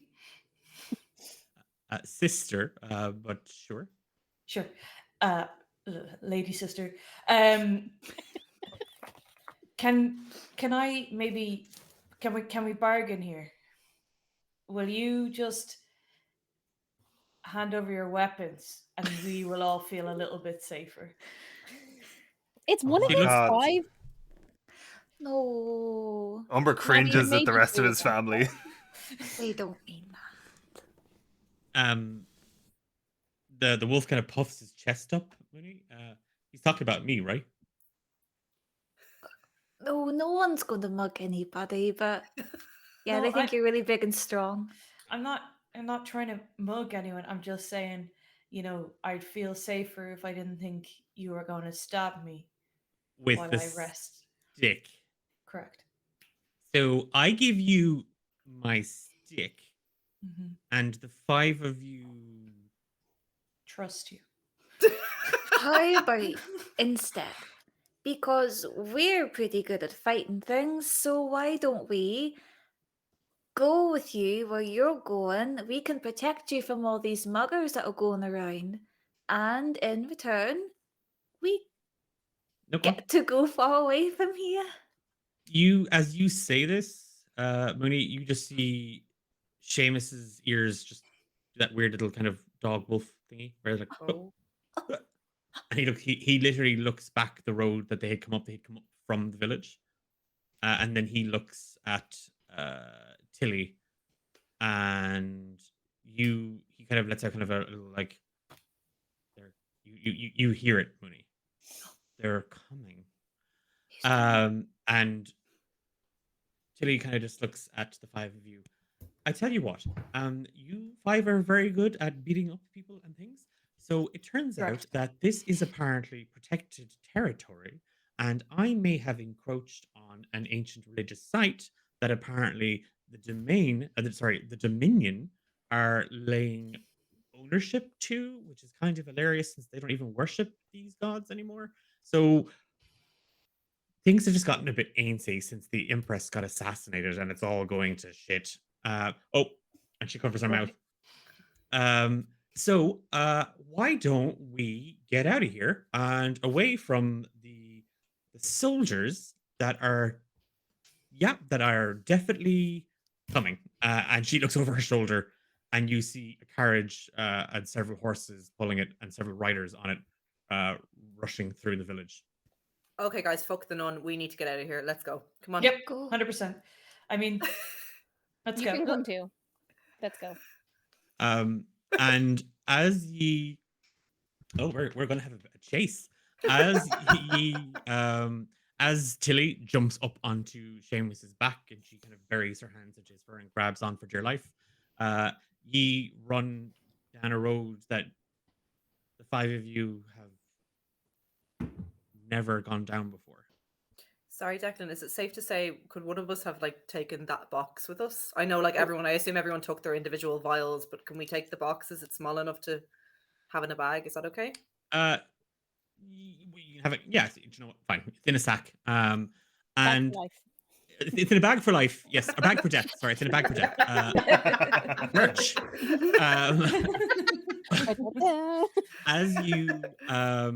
As we take our quick minute break there, just a reminder about our Valentine's competition this month, with thanks to Dakota Irish, where you can win some lovely heart metal dice and a Yay. digital copy of Strixhaven: A Curriculum of Chaos. More on that when we come back, and more on our wonderful affiliation with the Rook and the Raven. So we'll see you in a couple of minutes. Yay. See you soon.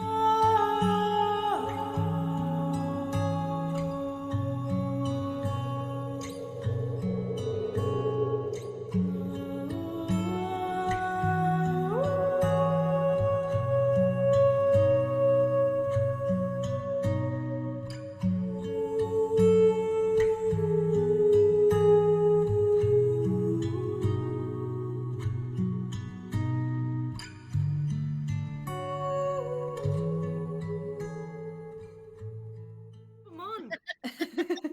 For the Mooney. Nobody look at Declan. Everybody chat, avert your Everyone look at Declan. gaze. Look at him! Chubba He's eating now. Chubba He's eating now. Not me. For once. Tell Done. everyone what you're eating, Declan. A croissant. Oh, so cultured. Croissant. Croissant. made me He's drop my Cultured croissant. eating a croissant Whoa. at 10 o'clock on a Monday evening. Yeah. Oh, the I'm actually epitome. having a croissant when I go back Fancy over ass. home. Sorry not to put that. It's also a slightly stale croissant. If that makes it less cultured or more cultured, I don't know. Aged. It's a chewy croissant. Ooh. Croissants. Mm. Delicious. How? Okay, I was like, how do we TTRPG? I said D and or D. If okay, welcome back. We are finishing because it is a school night for me anyway. At least because I have to go to school tomorrow and teach. But we are going to wrap this up in a little bit, so we're going to pick it up straight away. And we left it with Sister Tilda Buckweed jumping onto her trusty steed, Seamus the Wolf. And she kind of kicks him the way you would a horse, and Seamus just like, oh, and then just runs. They just start booking it down the south road. The rest of you following suit? Yeah. Let's go. When he Okay. turns around and makes sure they got all their vials and chases after Seamus. Okay. Nora's going to stay at the back to protect everyone, but really she just doesn't want to be near Seamus. Gonna bite ya. But you all start running, and you can start to hear the sound of you hear hoof prints. You can hear the horses gaining on you. They're getting louder and louder. What are you guys doing? Minnie's gonna turn around and she's gonna stop, wait for everyone to pass her, and she's gonna cast Grease. Because Okay. Declan's favorite spell. my favorite spell. Grease him up. Greasy boy. I'm like a little 10-foot puddle of lovely, lovely pig fat. Doesn't eat sausages. Having this bread pig fat. Is it like he scraped out the George Foreman tray and just went, Oh, yeah. Mm. My God, disgusting. Cast Yeah, Grease. yeah. You cast Grease. You turn around, and as Nulra passes you, giving you kind of a what the hell? You hold your hands out and kind of plunge them into the dirt, and you watch as the dirt you start to see oil and fat kind of float and bubble to the top of the surface as a 10-foot puddle of grease just spreads out from you. You turn your hands slightly slippery, slightly mucky to run. Anybody else doing anything on? Because you're getting one action or one thing you can do before I start rolling to see how close they start to get. Nora's just going to shout back at Mooney, hurry up! And kind of hang back a little bit until she starts to Okay. follow. Everyone else is just running. Mhm. Umbra will ready his longbow and just say to the others, hey, if they find Baru up there, it's not going to look real good on us, huh? Nope. Keep running. Who's Baru? Tilly asks. Meat man in a Later. cage. Meat man in a cage. Don't worry about it. And she sees you with the bow, Umbra. Oh! I have an idea. And she kind of stops and she's like, "Get on! Seamus, you sit on Seamus and you shoot back we can keep running. Umbra? You're tiny. Come on, you're fine. He's not He looks at- tiny. He looks at Mooney while like running up and trying to throw a leg over Seamus. Phrasing. not the We time. are Umbra. not that kind of stream. Oh, he's fine. He's friendly. He's lovely, actually. Whoa! What's this? Like, Mooney, you hear Seamus, but then he's like, "Oh, right, okay, yeah. We're gonna continue on. Yes. Okay, I'm gonna start rolling for things. Eek. I'm rolling my cat butt dice and my normal dice.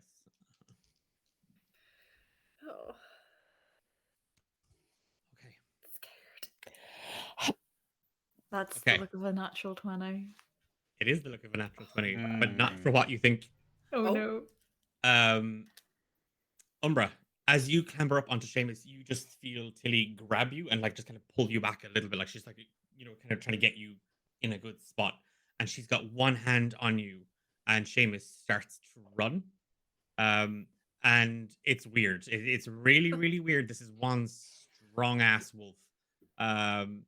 And he kind of gets into a stride, and you're trying to fix your bow, like kind of steady your aim, as you see Mooney and Nulra kind of coming up the rear, just as they do.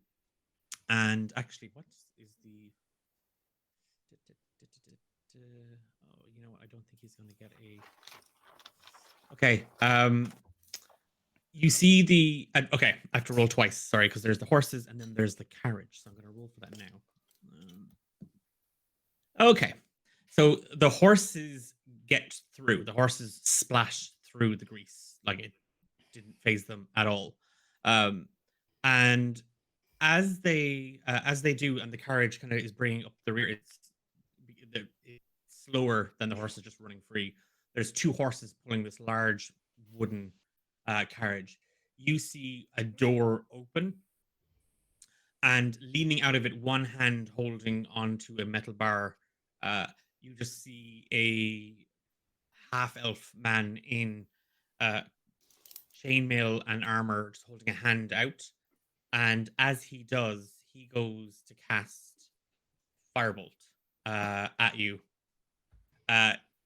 He misses, and his Firebolt strikes the wall, and sparks burst from it, lighting the grease up. The horses are spooked on the carriage, and they rear back, and the carriage just spins wildly and slams into a wall, and the mage inside is sent spinning outwards. He rolls into the muck and down over the side of the ditch. Yeah. The horses, there's 4 men on horseback riding after you. As you continue to run and the horses begin to gain momentum, Umbra, you just hear well, I think this is where you're getting off, and she shoves you from the back. And she continues to ride. Give me a dex saving throw. Oh no! Well, that was top 10 anime betrayals. 17. Yeah. Okay. You hit the ground with a thud and a splash almost, and you kind of skid in it. As you are shoved, you try to kind of maybe turn to grab back, but she's a small, tiny little thing. And you hit the dirt. The air is knocked out of your lungs a little bit, but you're not totally winded. You just see her riding off into the distance on Seamus, who is speeding down the road.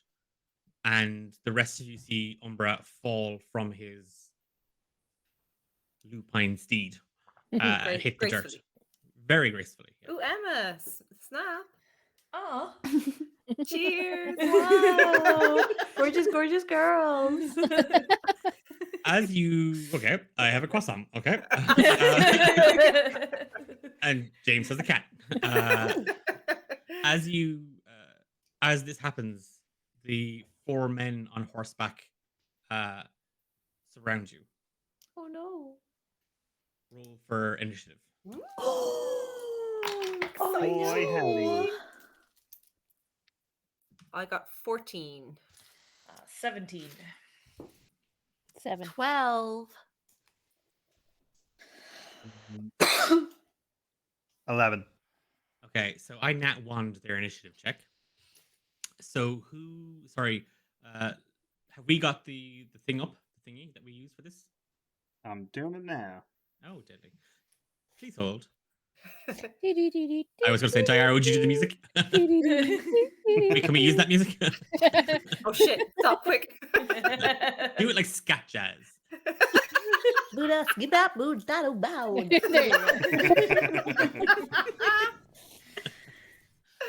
Oh, I love it.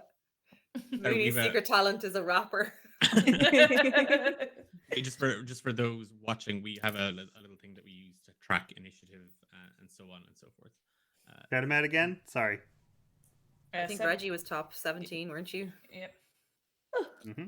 So, Regiment, you're going to get a free action as well, just because you're at the top of the order. I got Okay. 14. And Mooney? Oh, 12. And IR was 7, right? That is correct. Cool. Got him. They're up. And a nat 1 for Declan. Oh yeah, that was a nat 1. Did you get Nat that, James? A one? nat All 1. 4 of Nat his didn't horses get that. and men, One. nat 1. The lowest you can Duly get, noted. lower than 2. Above 0, but 0 is not possible. Nat So it's the 1. worst, is what you're saying, Kat? It's the worst. Oh, that's very It's nice. really bad. Hmm. Oh, he's muted. We can't Oh, hear yeah. his rage. Sorry, I was eating it. Yeah, I was just saying that I do have my DM inspiration, and I could use it now. No, Reroll please that. don't. Please be kind. All the sheep are dead. Okay, Regiment, as the 4 men on horseback kind of encircle you on the road, Mhm. you see Tilly and Seamus the wolf just speeding away. The 4 men are each holding pikes at their side, and the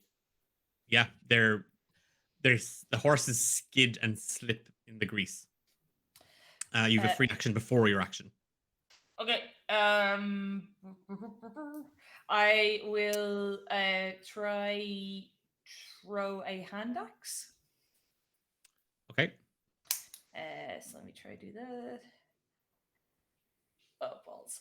That's a 10 to hit. A 10 is not going to hit.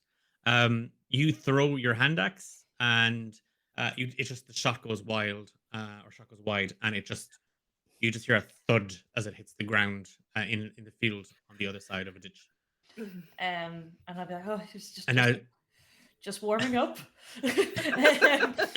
And he'll get his other hand axe and try that one. okay, so this is your actual turn then. Yeah. And that is a 16. That hits and Oh, damage. Okay, well. So damage first. Sorry, let me do that.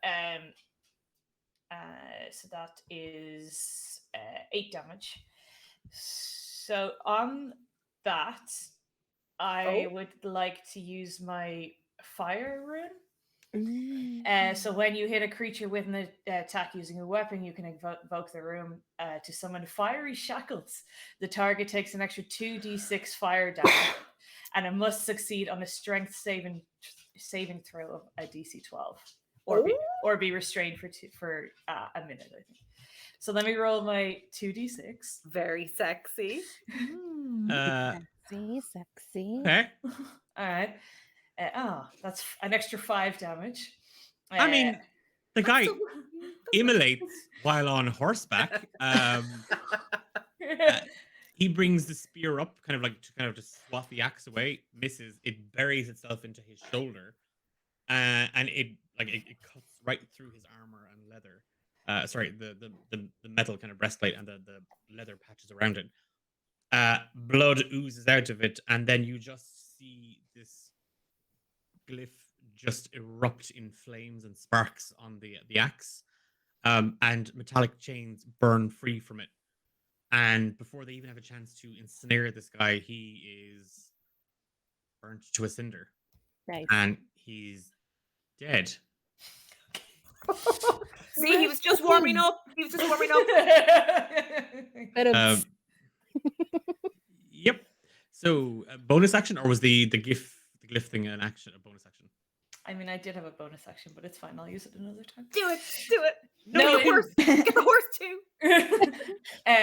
Well, hang on, where to go? I think I can deal another 1d6 damage, but there's no point if he's dead, so it's okay. just add insult to To injury. the ashes. To the ashes. The Step horse. on them. The horse is in an absolute panic, and the horse just runs off road, jumps over the wall, and is now kind of running through the farmyard of the Red Orchard. Bye. We really could have done with a horse. Nature You is healing. hear a kerfuffle, like a noise coming from the carriage inside.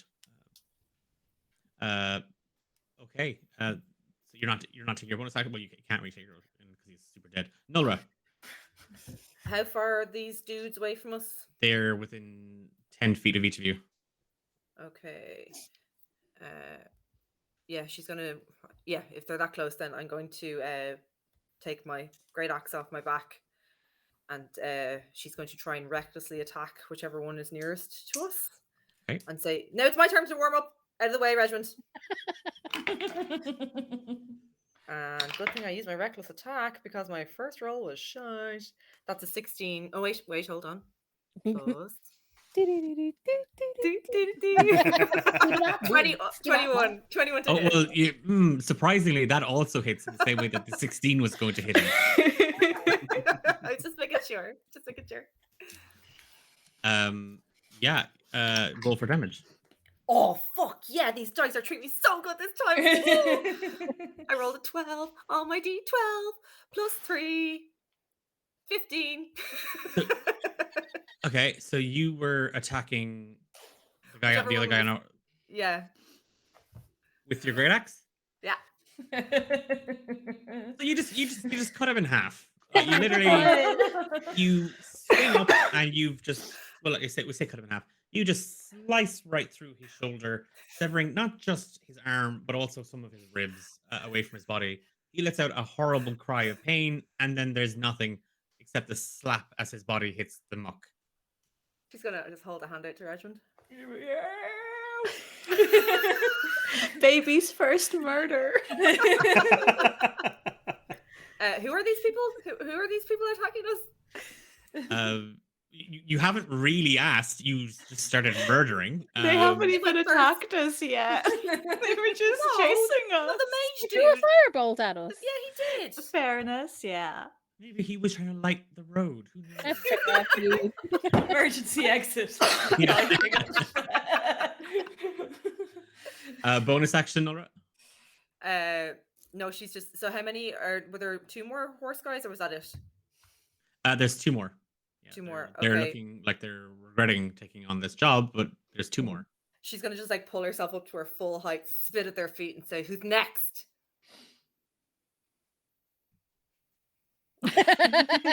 Spider-Man meme. Are you taking any attack? No, she's just gonna stand ready. Okay. Give me an intimidation check. Ooh. Ooh, ooh, we harmonized so well on that.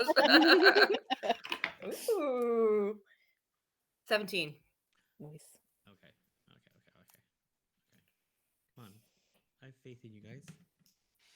Okay, that's cocked. Should have left it cocked. Wait. Does he get any? No, he gets. Oh, he gets a. I rolled a 2. Wow. Wisdom is -1. Nice. So that's a dirty 1. For the guy that got pointed at, it's too much. He wheezes himself. It's just we're not getting paid enough. We have to. She's after getting away, and he's now running. Like with the horse, he kicks the horse, and he's running back towards the carriage and down the hill. Yep, he is petrified. Mooney. Oh god. It's happening so fast for Minnie. The one guard that remains, these boys seem pretty weak. No, she's not going to risk it. She's going to. My wrath. She's going to look at the other guard that remains, and she's going to cast a magic missile at 2nd level. Nice. Obliterate him. Give him a little D4, sorry. Where's my little D4s? Little spiky boys. My little spiky boys. 1, 2. So it is 4 missiles. Where's I need one more. There we go. Please tell me Mooney like finger guns it. 6, 11. So it's 11 roll plus 4. So that is 15 points of force damage to one of the guards on horseback. You know what? I'm done. I'm Oh no! Hi. So everybody level up. No. Mooney, you kind of reach up, like as you reach into the bag, Brask is already handing it up to you. Oh, And he has the page open, and it's a story about a butterfly that went to try and catch falling stars. And you just drew on these little pictures around the shooting stars, and they look sharper. They look like shards.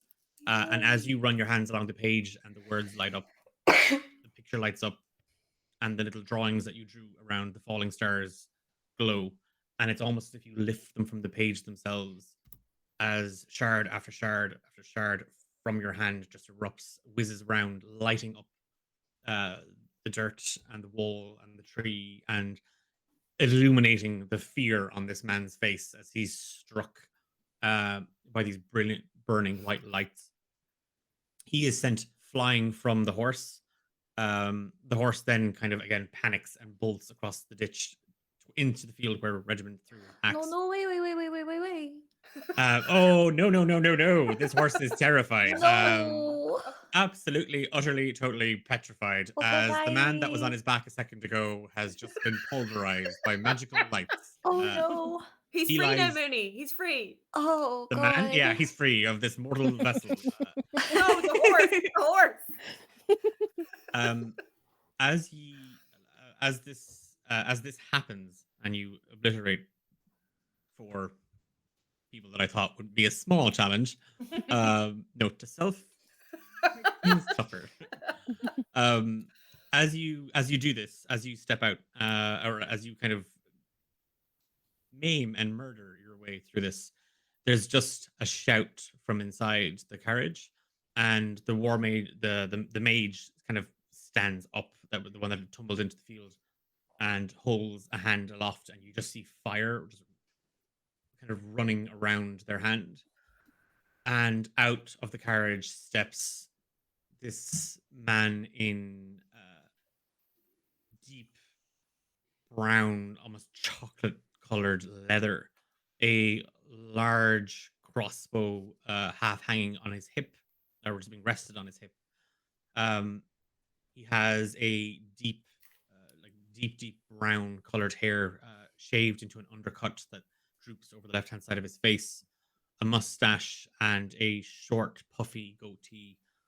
And in his teeth, he seems to be chewing on a stick. And he just squints at the 5 of you, points the crossbow at you all, and just gnaws on the stick, and you hear kind of a crunching sound coming from him. Where is the vulture? Nola's going to point up. Yeah, Minnie looks up. Okay.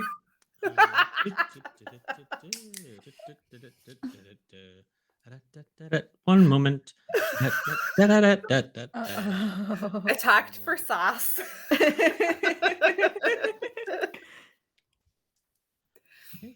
Oh no, what is he doing? 14, does it hit? Me? Yeah. Yeah, and he gets advantage, by the way. I'll roll that again. Well, it hits anyway. 19, that also.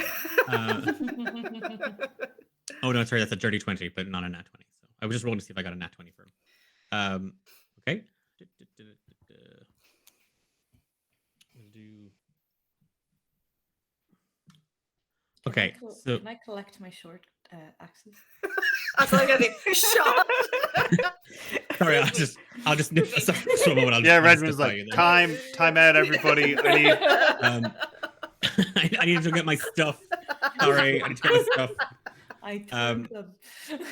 Just, it's a blur as this man kind of whips the crossbow up off his hip, and as you point upwards and kind of snort a laughter, Nolra, there's a rap, like a kind of a snapping sound as the crossbow bolt is loosed, and you are shot dead center in the palm of your Oof. hand as you point it up, and there's a crossbow bolt sticking out. Take 6 piercing damage. Can she try and like? Is it still in my hand?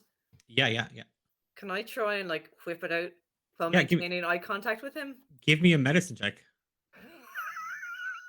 Umbra dies a little inside. Oh, that's not the worst. That's 14. Okay, so that just lowers the damage I'm about to do. Because you never. Oh, that's a lovely 4. That's another 4 piercing damage, by the way. Okay. But yeah, you dead eye stare, you pull the bolt backwards. I mean, you might never be able to use your left hand again, but She's right-handed. It's fine. Oh, okay. All right. Well, you looked tough doing it. And he spits just a chunk of saliva, thick mucus onto the ground, and there's flakes of whatever he's chewing in it. Ugh. Then I take it you're working for her. Well, that just means the bounty is going to be even bigger. And there was nothing about you 5 pricks coming back alive. Now, we are going to leave it there. As Umbra, you get up onto your feet and just check yourself like really quickly. Like as you watched, Regiment, Mooney, and Nolra murder and traumatize one man, but kill 3 and traumatize the 4th and several horses in the process. Standing to your feet, you you check your bow, you check your person, and as you do, and you're looking for any broken bones, your hand finds your pocket, and the vial is gone. Oh, bitch. I rolled for sleight of hand and got a nat 20. You all wanted to know what it was for. That's what it was for. Oh, Tilda. As we leave it there, and Tilda Buckweed slips off the road on Seamus's back, half kind of cackling to herself. She looks in her hand and she sees the vial of liquid. Probably shouldn't drink this. And she just holds it up to the light, and the liquid goes dark. Oh? I'm not gonna drink this, Seamus. And the wolf kind of turns his head a little bit, and with the sound of a river flowing nearby, she gives the wolf a little kick, and they continue their escape south. And we leave chapter 8. The sun rises there. And chapter 9 is taking place on the 20th of February. So back to Sundays. We're back on the 20th for chapter 9 after the dawn. So we will see all of you guys then. I hope you had an absolute blast. Oh, okay. Oh, wow. Manapod Studios. Thank you so much for the raid. Yeah, Ooh. just Wow. got raided. A Wow. big bunch of people just came in to watch me get Hello. absolutely shafted Sorry. by Declan. Sorry. That's cool. That's chill. That's chill. Ah. Tilda fuckweed, am I right? I don't think Tilda. I don't think Tilda's a nun. I don't think she's a nun. I might not be a nun, but I am adorable. Oh my No. god. No, I don't even get that. I do get that. I'm That's all why I use my blurry DM now with my inspiration rage. for. unfortunately, we are coming to the end. Would absolutely love if you would give us a like and follow for the mayhem that just ensued. Very, very much appreciative, Mana Pod Studios, for that raid. That was phenomenal. Welcome along. Hopefully, we have all the videos on demand are available on our YouTube channel, D8 Dungeon YT. So you can go back and look at the previous 7 chapters. I don't normally give the player something and then steal it off of them. I mean, Don't you? Don't you? If you Not come normally. Normally, next he time, makes you'll- us throw it into a fire, actually. and kill our ma. Kill all the animals. Yeah, next time we're going to get killed because we did so well in our combat this time. Mm. So well. So you watch us next time get decimated. He's like, We're- oh, we're- inside the carriage was a dragon. We are back in 2 weeks' time, and I hope you will join us. Once again, thanks to James as Umbra, who's probably very mad at me, Eilish as Diara, Emma as Regmund, Fiona as Nulra, Kat as Mooney. I am Declan, and I've been your dungeon master. We are D8 Dungeon, a ragtaggle group of TTRPG players, designers, writers, just people who love playing characters and having a bit of a laugh with friends. If you liked this show and you might like to check out other stuff that we do, we have a podcast with a new episode out. It's a little one. Episode 10 for funerals. And oh my god, I do kill a lot of people in these games. Episode 10 for funerals and a wedding is out. And you can check that out. It's called Romancing the Dungeon. You can follow us on social media channels at D8 Dungeon pretty much everywhere. One last plug, because we did have some good news over the weekend. First and foremost, we have a Valentine's Day competition running for the month of February. So if you'd like to win some Heart Metal dice and a digital copy of Strixhaven's what's the full spiel of it? I can't 100% Curriculum remember. of Chaos. Curriculum of Chaos. Thank you. We have a digital copy of that and some wonderful Heart Metal dice to give away with thanks to Dakota Irish. God, they've got such good dice. Paydays in 2 weeks. I'll be buying more dice then. The other good news, the good news that we had this weekend was that we are now working with the Rook and the Raven. The Rook and the Raven. And we have a wonderful affiliation partner, their affiliate program. And if you'd like to get your hands on some awesome TTRPG accessories, campaign manuals, journals, stuff to help you keep track of your PCs, NPCs, where things are going. If you'd like to customize that to your heart's content, you can. And we have a discount code that gets you 15% off your order. Just D8 Dungeon. And if you do use that, you save money. You get some awesome goodies. You help a wonderful business. And a little bit of it comes back to us and helps us create more content. We are working on some awesome stuff for this year. We are looking at, and I'm not going to say too much, but we're looking at another charity stream in a couple of months. We're putting some details onto that. We've got some one-shot ideas coming up. We've got a whole heap of collaborations coming up because absolutely Highlight is working with other TTRPG creators, streamers, podcasters, writers, artists, so on and so forth. So if you're out there and you were watching and you'd love to get involved, shoot us a message at d8dungeon@gmail.com, over on Twitter, wherever it is. It has been an absolute blast, and as always, a privilege being the DM for these guys. Thank you so much for joining us for the last 2.5, almost 3 hours, and we will see you on the 20th of February for Chapter 9, After the Dawn.